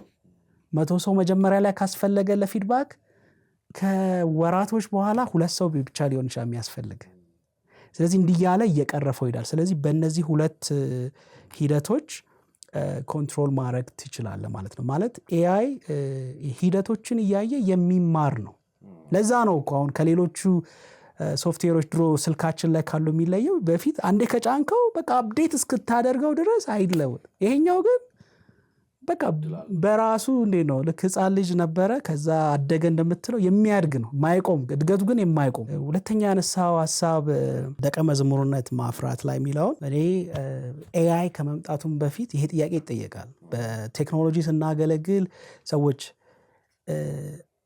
የመጀመሪያው ምለው እንትኑ ፍርሃቱ ትክክለኛ ነው፣ ዲና የሚደረግ አይደለም። ግን እውነታን ደግሞ የሳተ መሆን የለበትም። ለምሳሌ አሁን እኛ አንድ ሀገር አሁን ምንም ቤተክርስቲያን የሌለበት፣ መጽሐፍ ቅዱስ የሌለበት፣ አማኝ የሌለበት፣ ምንም ነገር እኮ የሌለበት፣ እኛም እንሂድ ብለን መሄድ የማንችልበት ሰዎች እኮ ጌታ ራሱ በህልም እየተገለጠ ነው እያዳናቸው ያለው። እና እነዛ ቦታዎች ላይ ሰዎች ሲድኑ እኔ ያየሁት በጊዜ 20 ዓመት አካባቢ ሆኖኛል እያየሁት ያለሁት ፓተርን፣ ሰው ይድናል። ምንድን ነው የሚያደርገው? መጽሐፍ ቅዱስን እንደ ማር ይወዳሉ። በቋንቋቸው ካለ በቃ ያነቡታል። በሚያነቡበት ጊዜ ምንድን ነው የሚሆነው? ይሄ በጣም መንፈስ ቅዱስ በውስጥ ሲሞላ ምን ያደርጋሉ? አጠገባቸው ላለ ሰው ይናገራሉ። መንፈስ ቅዱስ ራሱ እየመራቸው ማለት ነው። እና ብዙ ጊዜ ወደ ትንንሽ ሴሎች ያድጋሉ። በማደግ ውስጥ ለውስጥ ብዙ ስራዎችን ሲሰሩ በሂደትም በተግባርም ያየናቸው አሉ። የኛ ሮል መሆን ያለበት ያ ነገር ብዙ አይነት ሪሶርስ ስለሚፈልግ አሁን እኛ በአማርኛ ብቻ መጽሐፍ ትተን ኤአይን እየተጠቀምን በእነዚህ ቋንቋዎች ማዘጋጀት፣ መጽሐፍ ቅዱስ ጥናት እንደዚህ ስለ እምነታችን መለያ ዶክትሪን እንደዚህ በአማርኛ የተጻፉትን ነገሮች በቻልነው ቋንቋ በሙሉ እያዘጋጀን ኤአይ ቴክኖሎጂዎች ሊያገኙበት በሚችሉበት መንገድ ማቅረብ፣ መንፈስ ቅዱስ ደግሞ በትክክለኛው በር ከፍተውልን ወደምንሄድበት ቦታ መሄድ ባልቻልንበት ቦታ ደግሞ መንፈስ ቅዱስ ራሱ ስራውን ይሰራል ብለን ማመን። በጣም የተሰሩ አሉ። በጣም አስቸጋሪ ቦታ ላይ ብዙ ሰዎች ጌታን እያመለኩ ነው። ስለዚህ እኛን ሮል እንስራ። መንፈስ ቅዱስ ደግሞ ሁልጊዜም በስራ ላይ ነው። እኛ እሱን ነው ጆይን የምናደርገው እንጂ እሱ እኛን አይደለም ጆይን የሚያደርገው ማለት ነው። እየተከታተላችሁ የምትገኙት እይታ የተሰኘውን መርሃ ግብራችንን ነው። በመግቢያ ላይ እንደነገርኳችሁ ዘወትር ማክሰኞ ምሽት በኢትዮጵያ ሰዓት አቆጣጠር ምሽት 2 ሰዓት ላይ በኤክሌሲያ ሚዲያ ገጽ ብቻ ይተላለፋል። ከወንድማችን ምህረት ጋር እያደረግን ያለነው ቆይታ አልተጠናቀቀም። ካፍታ ቆይታ በኋላ ተመልሰን በቀሪ ጉዳዮች ዙሪያ ላይ ደግሞ ሐሳባችንን እይታቸውን እንዳስሳለን ማለት ነው። እስከዚህ ሰዓት ድረስ እየተከታተላችሁን ካላችሁ በእርግጠኝነት ወዳችሁናል። ስለዚህ ወደ ቀጣይ ክፍል ከመሸጋገራችሁ በፊት ቻናላችንን ሰብስክራይብ በማድረግ በተለይ ደግሞ የደውል ምልክቱን ተጭናችሁ ቀጣይ ዝግጅቶች እንዲደርሷችሁ እንድታደርጉ አደራ ማለት ፈልጋለሁ። ካፍታ ቆይታ በኋላ ተመልሰን እንመጣለን። ይህን የእረፍት ጊዜ ለዛ ተጠቀሙበት። መልካም ቆይታ።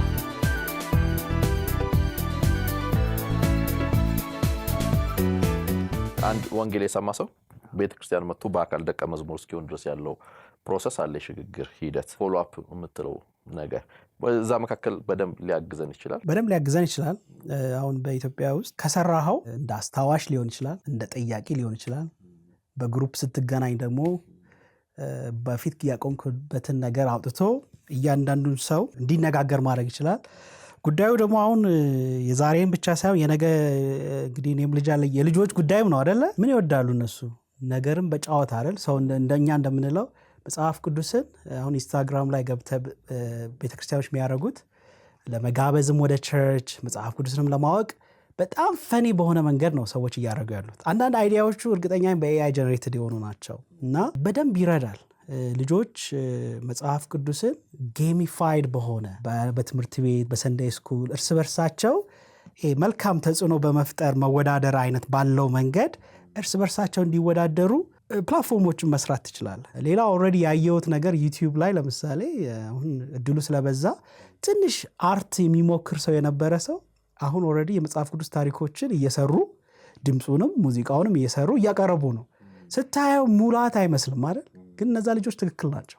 ለምን በፊት ከጀመሩበት አሁን ኤአይ እየተሻሻለ ምናልባት በዚህ 2 ዓመት ጊዜ ውስጥ እንደውም በታች በተለይ ነፃውን የማይጠቀሙ ከሆነ ሙሉ የሚዲያ ስቱዲዮ ይኖረዋል። አንድ ግለሰብ ሊኖረው ይችላል። ስለዚህ በዛ ምን ይሆናል ማለት ነው? ይሄ ኮምፕሊኬትድ የሆኑ ታሪኮችን ልጆች በምስል በተንቀሳቃሽ ምስል ሊያዩ በሚችሉበት መንገድ ልታሳይ ትችላለህ። ስለዚህ ከሌላ ሀገር ማምጣት ብቻ ሳይሆን እኛን የሚመስሉ የአኒሜሽን ስራዎች በሀገራችን ላይ ኦልሬዲ በሙከራ እያየሁኝ ነው። እኔ ልጄን አሳየዋለሁ። ለምን ስለኛም ሀገር እንዲሰማ እንዲያቅ መጽሐፍ ቅዱስንም እንዲያቅ በጣም እየተሰሩ ነው ያሉት እና ይህንን ሊረዳ ይችላል። ፎሎ አፕ ማለት እንግዲህ ሰው በመጽሐፍ ቅዱስ ወይም በመንፈሳዊ ሕይወቱ ያድግ ዘንድ ነው አይደል? ምክር ያንን ቤተክርስቲያኖች እንግዲህ በተለያዩ ቦታ ማቀው የሆነ መመሪያ ይኖራል አይደል? ጋይድ ይሉታል ይኖራል። ከዚህ ጀምረ ይህንን ጨርስ። ከዛ እያንዳንዱ ደግሞ የትምህርት ስርዓት ጥያቄ የሆነ ማወቅን ማረጋገጫ አለው አይደል? አሁን ይሄ ለኤአይ በጣም አሪፍ ነው። ለአስተማሪውም ይረዳዋል፣ ለተማሪውም ይረዳዋል። ያለውን ሂደት ያሳልጣል። የሆነ ፍጥነትም እንዲኖረው ያደርጋል፣ ተወዳጅነትም እንዲሆነው ያደርጋል። በሳምንት አንዴ በመገናኘት ብቻ ያለውን ነገር በየቀኑ ማድረግ ይቻላል። አሁን ሶሻል ሚዲያ ላይ ለምንድን ነው ሁሌ ሰው የሚሄደው? በፈለገው ሰዓት መሄድ ስለሚችል ነው። ለምንድን ነው በፈለገው ሰዓት መንፈሳዊ ነገር ሰው እንዲመገብ ማናደርገው? ስለዚህ እኛም ያለንን ነገር ለቀቅ እያደረግን ያለውን ነገር ማስገባት እንችላለን ማለት ነው። ከዩቲዩብ ቪዲዮዎች አንጻር አንሳለን። ለምሳሌ አንተ ስለ ልጆቹ አንስተሃል፣ ግን በርካታ አሁን ኤአይ ጄኔሬትድ የሆኑ ምስሎችን ቪዲዮዎችን የያዙ አሉ። እዛ መካከል ለምሳሌ አንዳንድ የምፈልጋቸውን መጽሐፎች እንዳነብ የሆንኩትም ከዛም አንጻር ነው። ለምሳሌ በጣም ውድ የነበሩ ትልልቅ መጽሐፍትን ተተርከው እዛ ላይ ታገኛቸዋለህ። እኛም ሀገር እየተሰራ ነው አሁን እንደዚህ አይነት ስራዎች በርካታ ናቸው። እሱ ብቻ አይደለም። ለምሳሌ መዝሙሮች ታያለህ። የነ ሊሊ የነ ደረጀ ከበደ መዝሙሮች በኤአይ እየመጡ ነው፣ እየሰማናቸው። አንዳንዶቹ ደግሞ አዳዲስ ናቸው፣ ኦሪጂናል ስራዎች ናቸው። ደስ ይላሉ ስትሰማቸው፣ ሰዎች ሼር እያደረጋቸው ነው። ግን ደግሞ መነጋገሪያ ናቸው።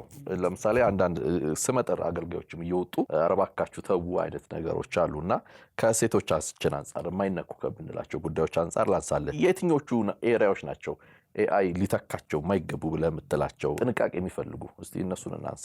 ይሄ የሆነ እንደዚህ እንደ ብላክ ኤንድ ዋይት ነጭ ጥቁር ነው የምትለው መልስ አይደለም የሚሆነው። ምክንያቱም በመጨረሻ ነገሩ ያ ሰው ያንን ሲሰራ ግቡ ምንድን ነው?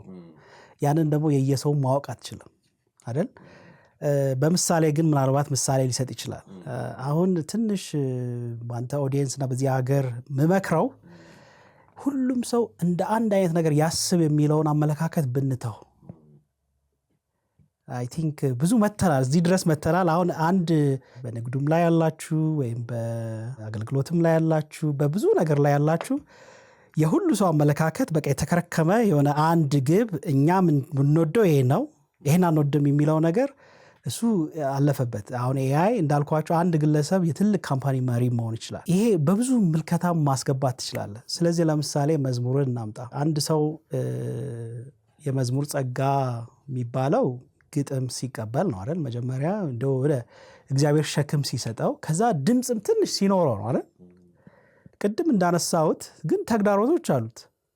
ስቱዲዮ ማወቅ ይፈልጋል፣ ሰው ማወቅ ይፈልጋል። ለምሳሌ ብዙ ብር ይፈልጋል፣ እንደገና ደግሞ ፕራክቲስ ማድረግ ይፈልጋል ያንን። ስለዚህ ምንድነው ኤአይ ያደረገው? ያንን ሁሉ አጠፋው። ስለዚህ ግጥም ላለው ሰው፣ ዜማ ላለው ሰው በዓለም ላይ አለ የሚባለውን የሙዚቃ አውድ በተለይ ያ ሰው ሐሳብ ካለው ላይ ምን በአማርኛ በቃ ሐሳብ ይመስለኛል አይዲያ ካለው እንዴት አድርጎ ዩኒክ እንደሚያደርገው ካወቀ ሰምተው የማታውቀው ሙዚቃ ሊያመጣ ይችላል። ካሉት ውስጥ ተምሮ ከየትም አይደለም የሚያመጣው ኤአይ ያሉትን ሙዚቃዎች በሙሉ ይሰማና ተምሯል።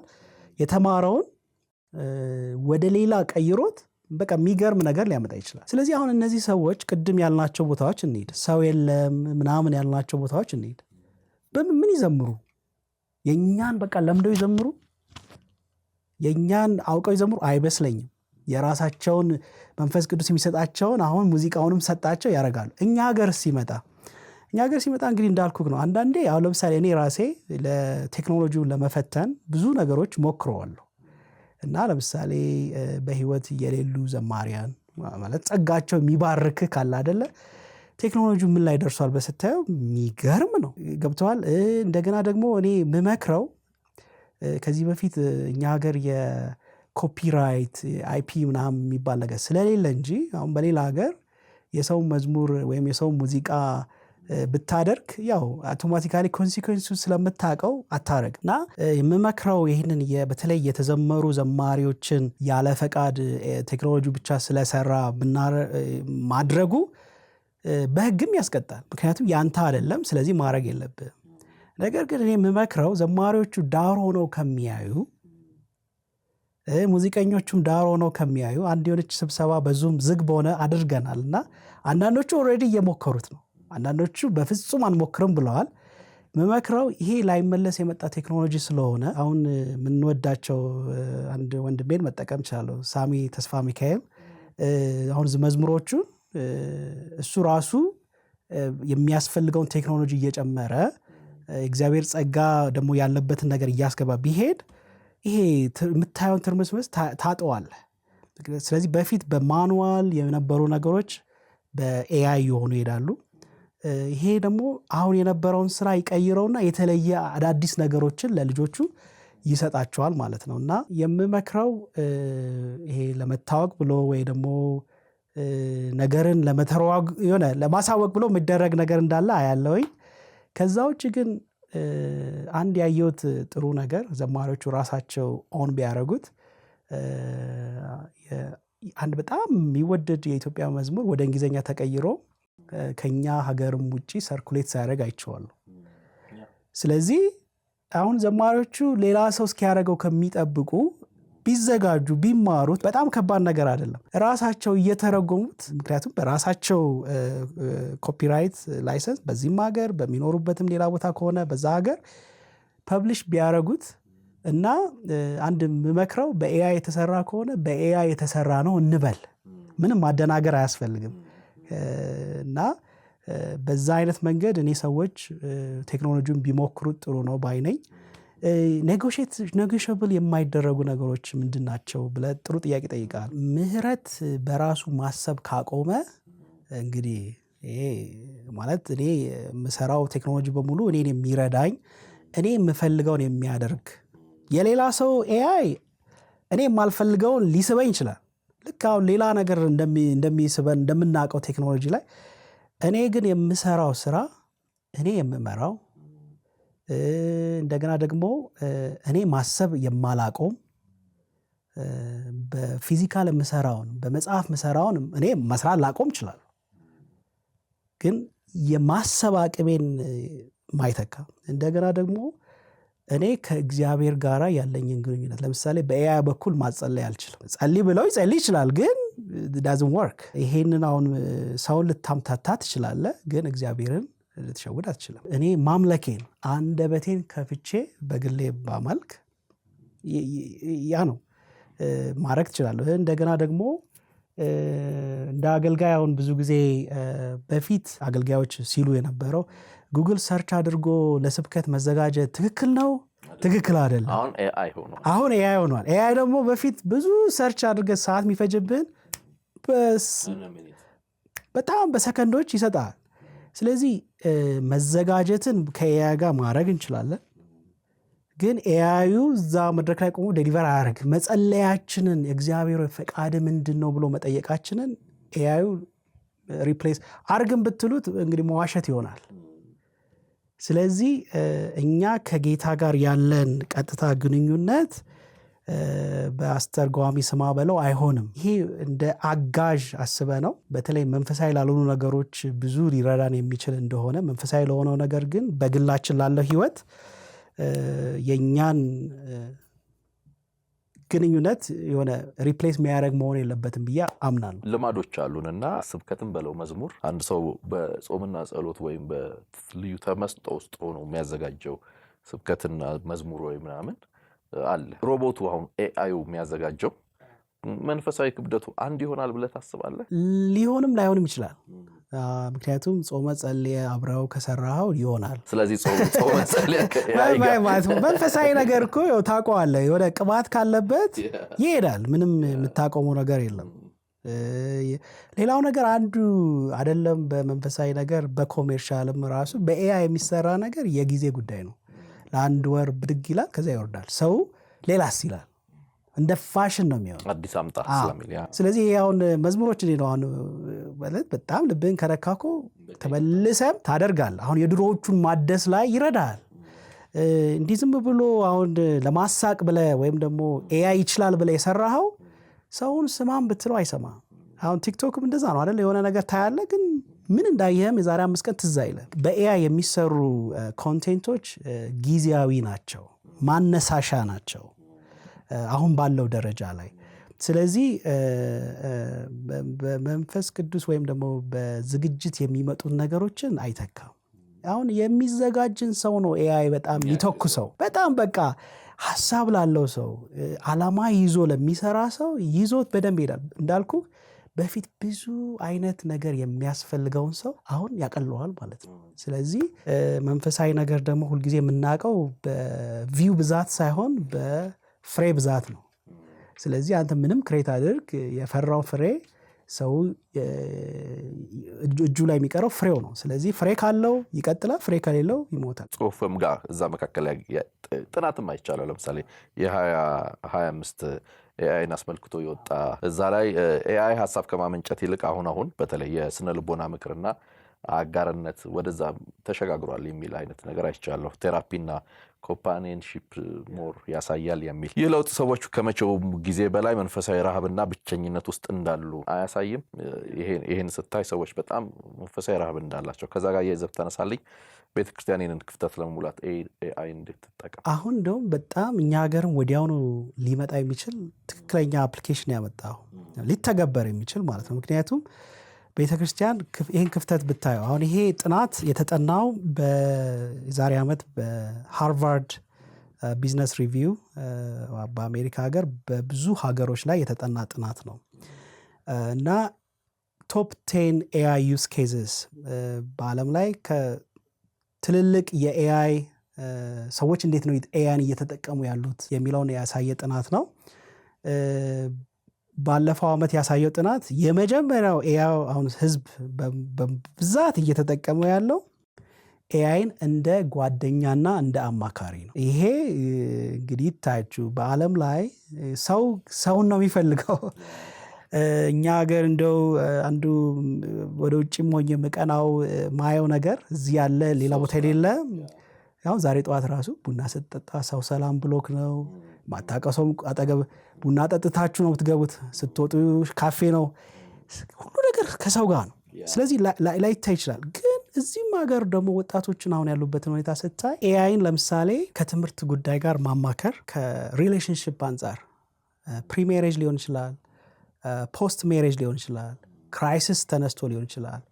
ከቢዝነስ አንጻር እንደ አንድ በቃ ጓደኛ ለምሳሌ አሁን በፊት እንዴት ነው ፌስቡክ ላይ ታይታችኋል ይባላል አይደለ? አንድ ሰው ጮኛ አለኝ ማለት ሲጀምር ምን ላይ ቼክ አድርገህ ነው ምናምን ይባላል አይደለ? ጓደኛው አይታል ምናምን ይባላል። አሁን ያንን ሁሉ መረጃ ሰው ኤአይ ውስጥ ይሰጠውና የምትወደው እንደዚህ ነው፣ እሱ የሚወደው እንደዚህ ነው፣ እኔ የምወደው እንደዚህ ነው፣ እንዴ ነው አብረን መቀጠል እንችላለን ወይም ብለው የሚጠይቁት ማሽኑን ነው። አንፎርቹኔትሊ እንግዲህ ለቤተክርስቲያን ይሄ አንዱ ድል እንዲህ አይነት አገልግሎቶች ካሉ መኖራቸውን በደንብ ማሳወቅ።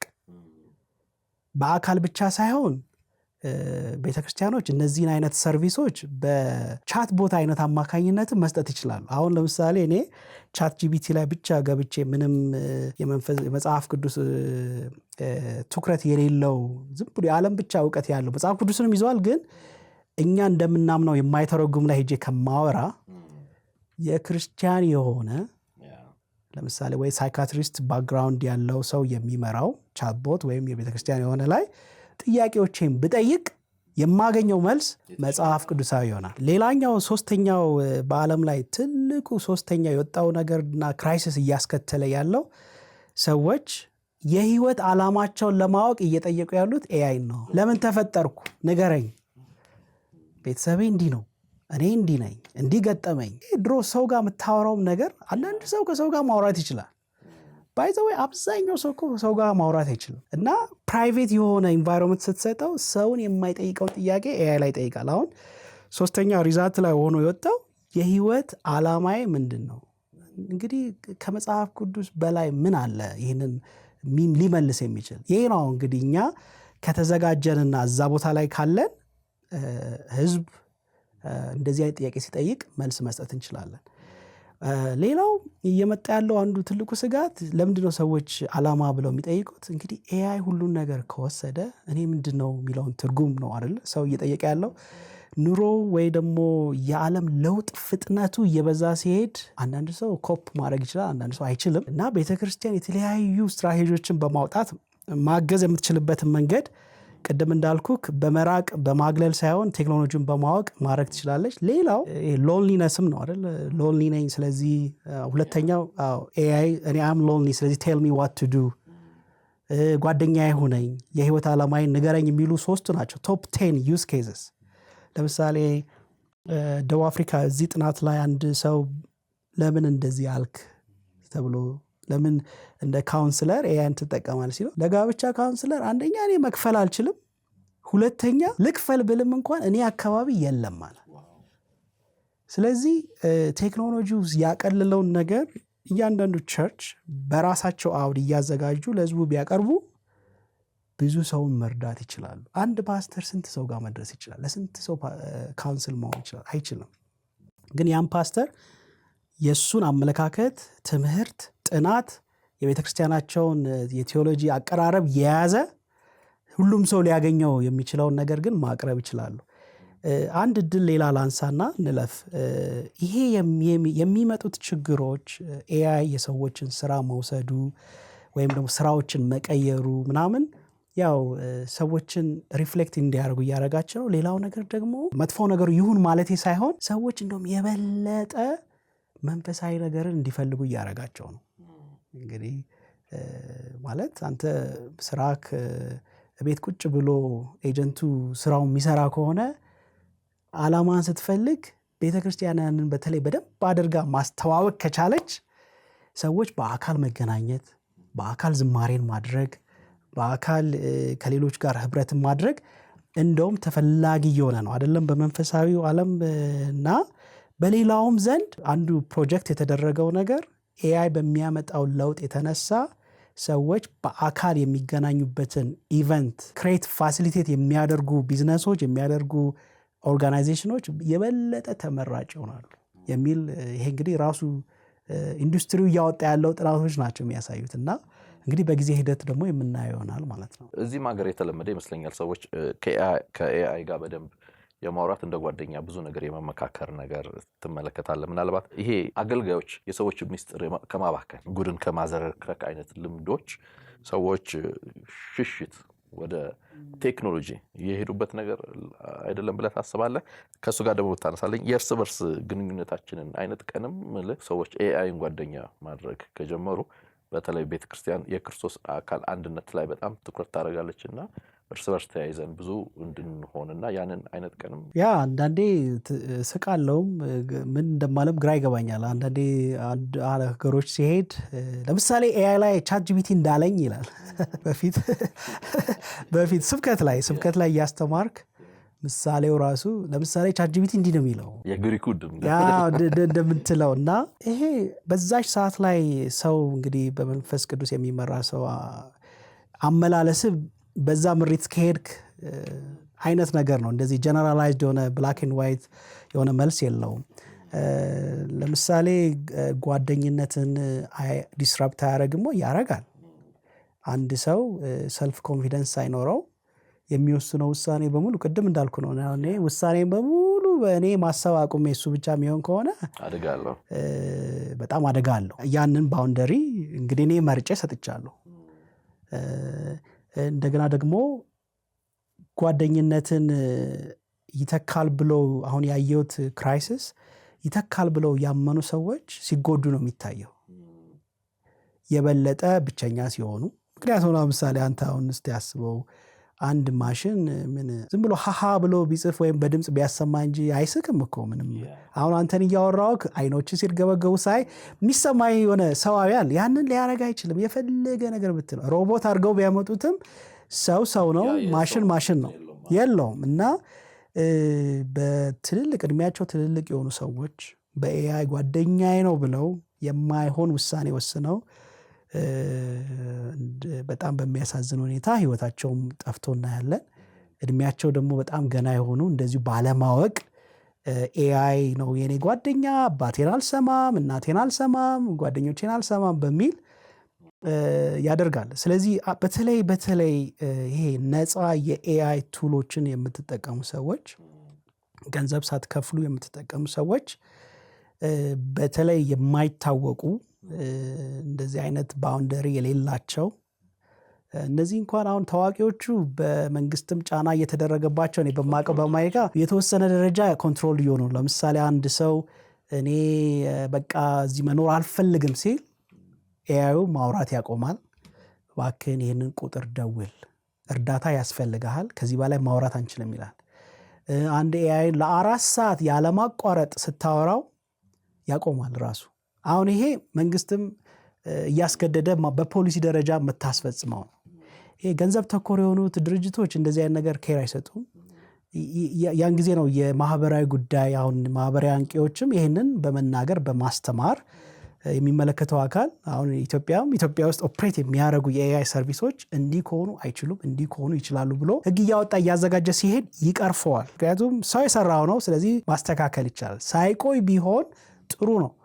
እና አንዳንድ ወጣቶች ያ ከመደረጉ በፊት ብዙ ጊዜ አሁን አንድ ልጅ በጣም ትልቅ ዜና ነው አሜሪካ የወጣው ለብዙ ቀናቶች ብዙ ወራቶች አወራው እና ኤአይ ኮንክሉድ ያደረገው አንተ በቃ መኖር አይገባህም አይነት እና በፍርድ ቤት የተያዘ ኬዝ ነው። ስለዚህ ቴክኖሎጂው ይሄም አይነት ጉዳት አለው። በተለይ ልጆቻችሁ ስልኮቻችሁን ይዘው የሚፈልጉትን ነገር ሲያደርጉ አንደኛ ያልተከፈለባቸው የኤአይ ሰርቪሶች ከሆኑ እንደማቀው ከሆነ አንዳንዶቹ ልጓም የላቸውም። ስለዚህ እሱ ላይ ጥንቃቄ ብታረጉ፣ እውቀቱ ይጠቅመኛል ካላችሁ ደግሞ አንዳንዶቹ ከ5 ብርም በዶላር ከ8 ብርም ይጀምራሉ ማረግ። የተወሰኑት ደግሞ በነፃም ያሉ እነዚህን ነገሮች የሚያደርጉ አሉና ብትጠይቁት ራሱ እየነገራችሁ ይሄዳል። እንደገና እንዲህ አይነት ነገር አታድርግም ካላችሁት እያረገ ይሄዳል። ቁልፉ ነገር አብይ ኤአይ ሰርቪስ ላይ ኤአዩ ብቻ ሳይሆን ኤአዩን የሚጠይቀው የጥያቄው አጠያየቅ ነው። እኛ ፕሮምፕቲንግ እንለዋለን። እኔ በመሪኛ ፕሮምፕት ምንድን ነው የምትጠይቀው ነው አጠያየቅ። አሁን ያ ልጅ አሜሪካ ውስጥ እዛ ደረጃ ላይ ደረሰው ሸውዶት ነው ኤአዩን ራሱ። አሁን አንዳንድ ሰዎች አደጋ ደረሰባቸው ሲባል ኤአዩን ራሱ በጣም ባጠያየቅ አሁን ያንን እየዘጉት ነው፣ እያወቁ እየዘጉት ነው። ስለዚህ በዛ መንገድ ማድረግ ይቻላል። እንዳልኩ ቅድም ግን ይሄ እርስ በርስ ያለን ነገር ኤአይ ይተካል አይተካም፣ እንደውም ሰዎች በኤአይ ምክንያት አሁን በሚቀየረው የዓለም የስርዓት ዘይቤ አንጻር እንደውም ሰዎች እርስ በርስ የመፈላለግ ኃይላቸው እየጨመረ ነው ይጨምራል። ምክንያቱም ኤአይ ሪፕሌስ በፍጹም ሰው ሊያደርግ ስለማይችል። ቅድም ካነሳልኝ ታሪክ ጋር ይሄ ለምሳሌ አትኖርም የሚል አይነት ውሳኔ ጋር ከቀረበው አንጻር ተያይዞ የሚነገርም ንግግር አለ። ለምሳሌ እንደ ሴት ፍቅረኛ ይዞት በአካል ሊያገኛት ጠይቆ መሞት እንዳለበት አይነት የተጻፈ እና አይ ቲንክ እንደዚህ አይነት ነገሮች ከወጣቶች መኪና ይገጨዋል። አንድ እድሜው አይ ቲንክ ከ70 ዓመት በላይ ነው። እንግዲህ ከኤአይ ጋር ባለ ቦት እዚህ አድራሻ ና ይለዋል። እንግዲህ አንፎርቹኔትሊ አጭበርባሪዎችም አሉ። ገንዘብ እንደዚህ አስተላልፍ። በተለይ እኛ ሀገር በተለይ አገልጋዮች ሆናችሁ ነፃ ገንዘብ የሚባል የለም። ስለዚህ አሁን አንድ ምንም ብታወሩ ይሄን ያህል ገንዘብ ይሰጣል ወይም ደግሞ ታገኛላችሁ። በተለይ ወጣቶችም ሶፍትዌር ላይ የሆነ ነገር ለመስራት የተለመዱ ነገሮች አሉ። ይሄን ብታረግ ያደርጋል። የለም ነፃ ነገር የለም። እና ብር ከፍሎ በመንገድ ሲሄድ አይምሮ እንትን የታመመ ትልቅ ሰው ነው እና ትልቅ መንገድ ሲሻገር መኪና ገጭቶት እንዳረፈና ሲገኝ ያው ከኤአይ ጋር እያወራ ወደ እንግዲህ እውነት የመሰለው ቦታ ላይ እየሄደ ወደ ውሸት እየሄደ እንዳረፈ ነው የተሰማውና ቴክኖሎጂ ያረገው አስተዋጽኦ አለ። ሌላው ምንም በዚህ ምድር ላይ ሰው የሚሰራው ነገር በሙሉ ፍጹም ሊሆን አይችልም። ክፍተት አለው። እኛ እንደ ብርሃን ልጆች ብርሃኑን አጉሊ ነን እንጂ በቃ ጨለማ ውስጥ የሆነ ጨለማውን ማለት ተካፋዮች አይደለን። ኤአይን ወደ መጠቀም ወይም ደግሞ ከዛ ጋር ተያይዞ ከተነሳ ብናነሳው ጥሩ የሚመስለኝ ጥያቄ የወደፊቷ ኢትዮጵያ የወጣቶቹ ናት። ኢትዮጵያ ብቻ ሳትሆን ዓለም ራሱ የወጣቱ በእነሱ እጅ ላይ እንዳለች ነው የምናስበው። ምክንያቱም ቀጣዮቹ እነሱ ናቸው። ወጣቱ ትውልድ በቤተክርስቲያን ውስጥ የኤአይ ቴክኖሎጂን በመቅረጽ በመምራት ረገድ ሊኖረው የሚችለው ሚና እንደገና ደግሞ ቤተክርስቲያን በዛ ዙሪያ ላይ ማድረግ ያለባትን ነገሮች እናንሳ እስቲ። ለወጣቶች እንግዲህ አሁን በዚህ ሳምንት መጥቼ እዚህ ስለ ኤአይ ሰዎች ያላቸውን አመለካከት ድርጅቶች መንግስትም ያለውን ለማየት ሞክሬያለሁ። በጣም ጥሩና የሆነ ተስፋ የሚሰጥ ነገር ነው ያለው። ግን በየቀኑ የሚያድግ ነው። በየቀኑ የሚለወጥ ነው። የዛሬ 4 ወር ያወጣው እቅድ ዛሬ ይሰራል ለማለት የማትችልባቸው ነገሮች አሉ። አይ ቲንክ ብዙ ሰው ኮምፎርታብል ሆኖ እየኖረ ይመስለኛል። አሁን የሚያየውን አሁን የሚሰራውን አሰራር የሚያደርገውን አድራረግ እኛ ሀገር ያው ብዙ ነገር ኢምፓክቱን የሚሰማን በጣም ቆይቶ ነው። ስለዚህ አላቅም መቼ እዚህ እንደሚመጣ ባላቅም ፍጥነቱ በጣም ፈጣን ስለሆነ እንደው አገልጋዮችም መሪዎችም ወጣቶችም በቤተክርስቲያን ሁሉም በአዌርነስ ደረጃ ቢዘጋጅ። ወጣቶች ደግሞ ምናልባት ምንም አንብበው ካላወቁ ቢያንስ እነሱ 4 ዓመት ወደ ኋላ ናቸው ብዬ አስባለሁ። እንደው በጣም በትንሹ ምንም ስለ ኤአይ አላቅም ካላችሁ እንደው ሁሉን ልተውና 4 ዓመት ወደ ኋላ ናችሁ። እንግዲህ ሰምቻ አላቅም ለሚል ሰው ነው። አይ ሰምቻለሁ ላለ ሰው ግን ምናልባት ይጠቅመኛል የሚለውን ነገር ለማድረግ ጊዜ ስጡትና ካሁን ጀምሮ ለሚቀጥሉት 1 2 3 ዓመት መማርን ልምዱ የሚያደርግ ሰው ሶሉሽን ማምጣት ይችላል። ግን በክርክር ይጠቅማል አይጠቅምም ከጌታ ነው ከሰይጣን ነው ለሚሉ ሰዎች ተጠቃሚዎች ይሆናሉ። የዛሬ 5 ዓመት አንደኛ አሁንም እየተጠቀሙት ነው። ፌስቡክ የሚጠቀሙ ከሆነ ኤአይ ነው የሚጠቀሙት። ኢንስታግራም የሚጠቀሙ ከሆነ ኤአይ ነው የሚጠቀሙት። ቲክቶክ የሚጠቀሙ ከሆነ ኤአይ ነው የሚጠቀሙት። አሁን ይሄ ኤአይ የሌለበት የቴክኖሎጂ ወይም የስራ ዘርፍ የለም። ሕክምና በለው ንግድ በለው ገቨርንመንት በለው ምንም በቃ የምትጠቅሰው ሁሉ ዶሜን ኤአይ ፓወርድ ብቻ ነው መሆን የሚችለው። ስለዚህ ምንም ያልሰማ ሰው እንደው በትንሹ 4 ዓመት ወደ ኋላ ነው እንበለውና ለሚሞክር ሰው ደግሞ አሁን ጀምሮ ቢጀምር ወደ ኋላ አልቀረም። ስለዚህ በእኛ ሀገር ላይ ኢምፓክቱን ዳይሬክትሊ የበለጠ እየተሰማን በሚሄድበት ጊዜ ከዳር ነው መቆም የምንፈልገው? ተጠቃሚ ነው መሆን የምንፈልገው? ወይስ መሪ መያዝ ነው የምንፈልገው? እንግዲህ ምርጫ ነው አይደለ? ሁል ጊዜ ብዙ ጊዜ በግሩፕ ስለሆነ ነገሮች የምናደርገው አትያዙ። አንድ ወጣቶች በተለይ ሀሳብ ካላችሁ ያዙት መሪውን።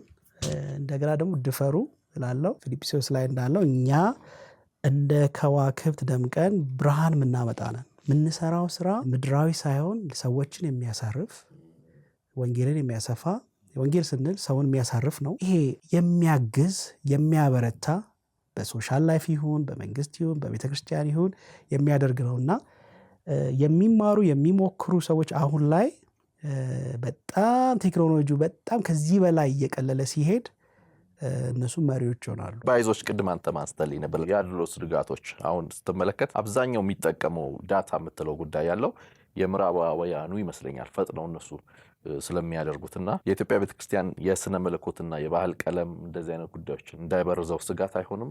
አብዛኛው ዳታ ይነሱ ከሆነ አንድ ቦታ የሰማሁት እንዲሁ በዩቲዩብ ላይ እኛ ብዙ ጊዜ ነገሮችን በመናገር ነው አይደል የምናደርገው። አሁን የራሱ በመናገር ነው።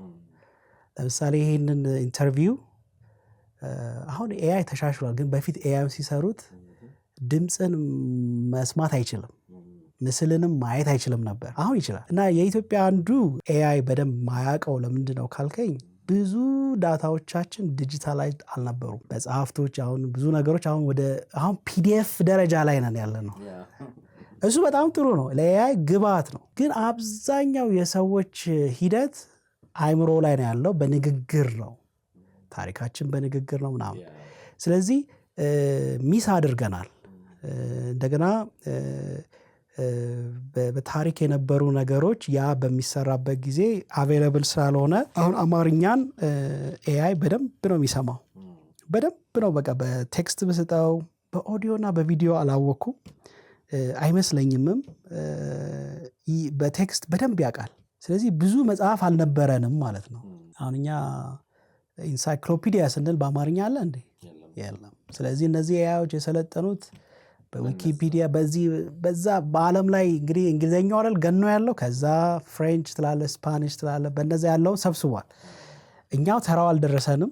ሌላኛው ደግሞ አንዳንዴ ሰው ይስራልን ማለትም ማቆም ያለብን ይመስለኛል። እንደ ሀገር ኢንቨስትመንቱን ኦፕቲማይዝ ባረገ መንገድ የራሳችን የሆነ ላርጅ ላንጉዌጅ ሞዴል ወይም ደግሞ ሁሉን ነገር የሚያቅ ስብስብ የኮምፒውተር ቋት ለመስራት እንግዲህ የጊዜ ጉዳይ ነው፣ የበጀት ጉዳይ ነው እንጂ ቴክኖሎጂ እየቀለለ ማድረግ ይቻላል። ትልቅ ኢነርጂ ይወስዳል። እሱ መተኪያ የሌለው ስራ ነው ብዬ ነው የማስበው። አንዳንድ አማራጮች አሉ። ለምሳሌ እንደ ኦፕን ሶርስ ማለት አንድ ድርጅት ወይም ግለሰብ አንድ ነገር ክሬት ያደርግና ለሌላው ሰው እኔ እስከዚህ ሰርቼዋለሁ፣ ከዚህ በላይ ያለው ማሻሻል፣ መውሰድ፣ መሸጥ፣ መለወጥ ትችላለህ ብሎ የሚፈቅድልህ ነው። እንደሱ አይነት ሞዴሎችም አሉ። ከነሱ ብንጀምር አመታትን ገንዘብን ይቀንስልናል። ከዛ ማሰልጠን እንችላለን። እንደ ቤተክርስቲያን ያንን ለማድረግ ፋይናንሻሊ በጣም ከባድ ነው። ምንድነው ማድረግ የምንችለው? እንደ ሀገር ሞዴል ከተሰራ በሀገራችን በተሰራ ሞዴል ላይ እኛ አፕሊኬሽኖችን መስራት ምን ማለት ነው? መተግበሪያዎችን መስራት መጽሐፍ ቅዱስ ለማስተማር፣ ለቴሌግራም ቻትቦት፣ ለቸርች ፋይናንስ እንዲህ በፊት ብዙ ውስብስብ የሆኑ ነገሮች በቀላሉ ይሰራሉ። እንደ አማካሪ እንዲሆን ተብሎ በቀላሉ ይሰራል። አውዱ ያንተ የሆነ ይሄዳል። ስለዚህ አውዱን ትነግረዋለህ። ይሄ አውድ የምትወስደው በዚህ ነው፣ የማትወስደው በዚህ ነው ብለህ መስመር ታበጅለታለህ። መስመሩ በጣም ጠንካራ ማድረግ ትችላለህ፣ ማላላት ትችላለህ፣ መተው ትችላለህ። በዛ አድርገህ መስራት እንችላለን። ያንን ነው ማድረግ የምንችለው። ቴክኖሎጂውን እንስራ ካልን የሚጠይቀው ገንዘብ የሚጠይቀው ትንሽ የእውቀትም ካፒታል ብዙ ነው። አንዳንዱን በመልቲ ስቴክሆልደር አይነት ነገር አይቻልም ወይ? በደንብ ይቻላል። አፍሪካ ውስጥ ለምሳሌ አንድ ነው አሁን ገና ለመጀመሪያ ጊዜ አንድ የኤአይ ዴታ ሴንተር የተሰራው ለመጀመሪያ ጊዜ። እንግዲህ ቀድሞ የጀመረ የዛሬ 20 ዓመት ላይ ያለውን ምን ልበልክ እንግዲህ ሁሉንም ነገር ፋሲሊቴት አድራጊ ይሆናል ማለት ነው። ስለዚህ አይ ቲንክ እንደ ኢትዮጵያዊ እንደ አፍሪካዊም አንዳንዱን በመጸለይ እግዚአብሔር ምሪት እንዲሰጠን በመቀበል ሌላውን በመተባበር መሰራት የማይችሉ ነገሮች አሁን መሰራት የሚችሉበት ጊዜ ላይ ነው ያለ ነው። እጅግ አድርጌ አመሰግናለሁ። በጣም ከውድ ጊዜ ላይ ነው እና ደግሞ በጣም በተጣበበ የመጣበት ስራ ጉዳይም አለ፣ ቤተሰባዊ ጉዳይም አለ። በጣም አጭር ቀናትና በዛ መካከል ይሄንን ሐሳብ ስላካፈልከኝ መደምደሚያ ላይ ላንሳ። ቤተክርስቲያን እንግዲህ ያው በአግባቡ ብትጠቀምበት ከጥቂት ዓመታት በኋላ ምን አይነት ለውጥ ወይም ምን አይነት ቤተክርስቲያን ማየት እንችላለን? የወደፊቱን እግዚአብሔር ነው በሙላት የሚያውቀው አይደል? እኔ ኤአይን ተስፋ አድርጌ እንዲወራል ለማለት አልደፍርም። ግን እንደው እንደ ሰው ሌሎች ቦታዎች በማያቸው ነገሮች ሊሆን ይችላል ምለውን ነገር መናገር ይችላል። ምክንያቱም ማን ያውቃል ነገ ምን እንደሚሆን ገብቷል። አንዳንዴ ኤአይም አሁን እኔ ኤአይን እያራገብኩ ወይ ነው ኤአይ በቃ ፍጹም የሆነ ፈጥኖ ደራሽ ነው እያልኩ አይደለም። የመጣውን ነገር እንዴት እንጠቀም በሚል ብቻ ነው። ስለዚህ ምን ሊሆን ይችላል ላልከው ነገር እኔ ትልቁ ድል ካንተም ኦዲየንስ አንፃር በልቤም በጣም ምናፍቀው እኔ ወደ ብዙ ሀገራት ወደ 40 ሀገራት በላይ ሄጃለሁ። አንዱ ምናፍቀው ነገር የኢትዮጵያ የወንጌል ፍቅር እና እንደ ሰደድ እሳት አሁን በብዙ ሚሊዮን የተለወጡ ሰዎች ከድንበር ተሻጋሪ ወጥተው በአፍሪካ ምድር፣ በኤዥያ ምድር፣ በአውሮፓ ምድር፣ በዓለም ዙሪያ ሁሉ ላይ ክፍተት ባለው ቦታ ላይ መውጣት የምንችልበት እድሎች በቃ መጥተዋል። ይህንን ስል አብዛኛው ሰው ፓስፖርት ምናምን ላዘጋጅ ሊል ይችላል። እሱን እያልኩ አይደለም። መጓጓዝ እንችላለን። ሳንጓጓዝ እዚሁ ሆነን የረዥም ርቀት እቅዶችን እያወጣን በተለይ ወንጌል ላልደረሰባቸው ቦታዎች ላይ አሁን ላይ አቬይለብል የምናደርጋቸው ሪሶርሶች እዚህ አሁን አንዳንዴ እኔ ከዛ ሆኜም እማራለሁ፣ ከአስተማሪዎች እማራለሁ። በጣም በቃ ልቤ ደስ ብሎኝ እና ይሄ በስፓኒሽ ቢሆን ኖሮ አሁን በፊት ቢሆን ኖሮ ያልኳቸው ነገሮች አሁን መሆን ቻሉ።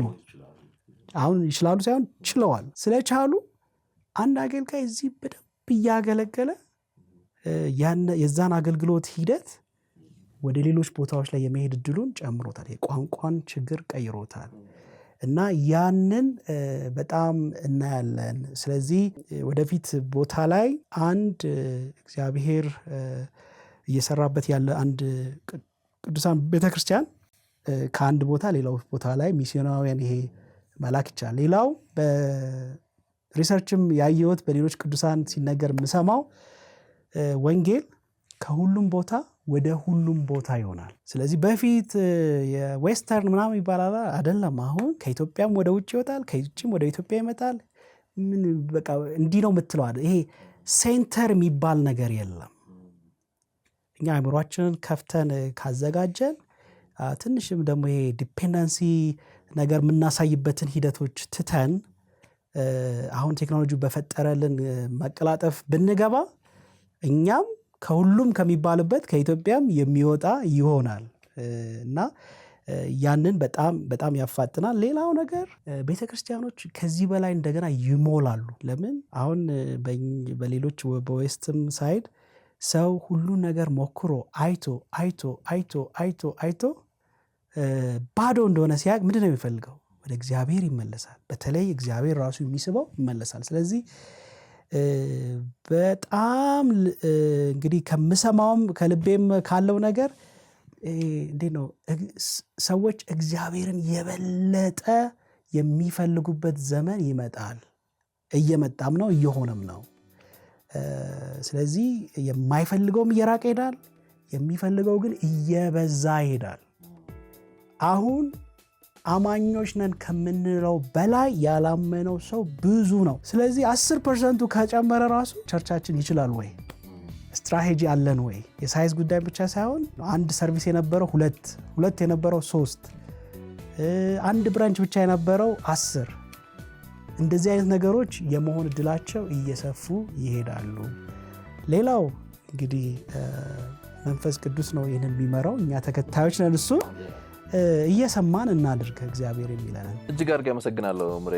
በጣም ሰፊ እና ጥሩ የሆኑ ትንተናዎችን አቅርበህልናል። ተመልካቾች እይታን አስመልክቶ እንደሚጠቀሙ እንደሚባረኩ ተስፋ አድርጋለሁ። ሀሳብ ጥያቄ ካላቸው በኮሜንት ያደርስልናል። ቀረ የምትለን ነገር ካለ እድሉን ላንተ ልተው። ፓስተር አብይ እኔም በጣም ነው ማመሰግነው እድሉን ስለሰጠኸኝ እና ይህንን ጠቃሚ ዲስከሽን ስላደረግን። ተመልካቾችህ በዚህ ላይ ደግሞ የሚማሩት ነገር አለ ብዬ አስባለሁ። ተጨማሪ ነገሮች ከፈለጉ እንግዲህ አንተ ወይ ዌብሳይቱንም ታስቀምጥላቸዋለህ፣ በኮሜንት መስጫ ላይ ፒን እናደርጋለን፣ ማየት ይችላሉ። ይሄ ገና የመጨረሻ ያልከኝ ቃል ምለው ይሄ ገና ጅማሬው ነው። ስለዚህ በዛ ካላችሁ እኔ እንደውም ጅማሬ ነው። ስለዚህ ሊመጣ ያለውን ነገር እንግዲህ ምናቀውን ብቻ እያደረግን እንሄዳለን ለማለት ነው። ስትከታተሉ የቆያችሁት እይታ የተሰኘውን መርሃ ግብራችንን ነው። ዘወትር ማክሰኞ ምሽት በኢትዮጵያ ሰዓት አቆጣጠር ምሽቱ 2 ሰዓት ላይ በኤክሌሲያ ሚዲያ ገጽ ብቻ ይተላለፋል።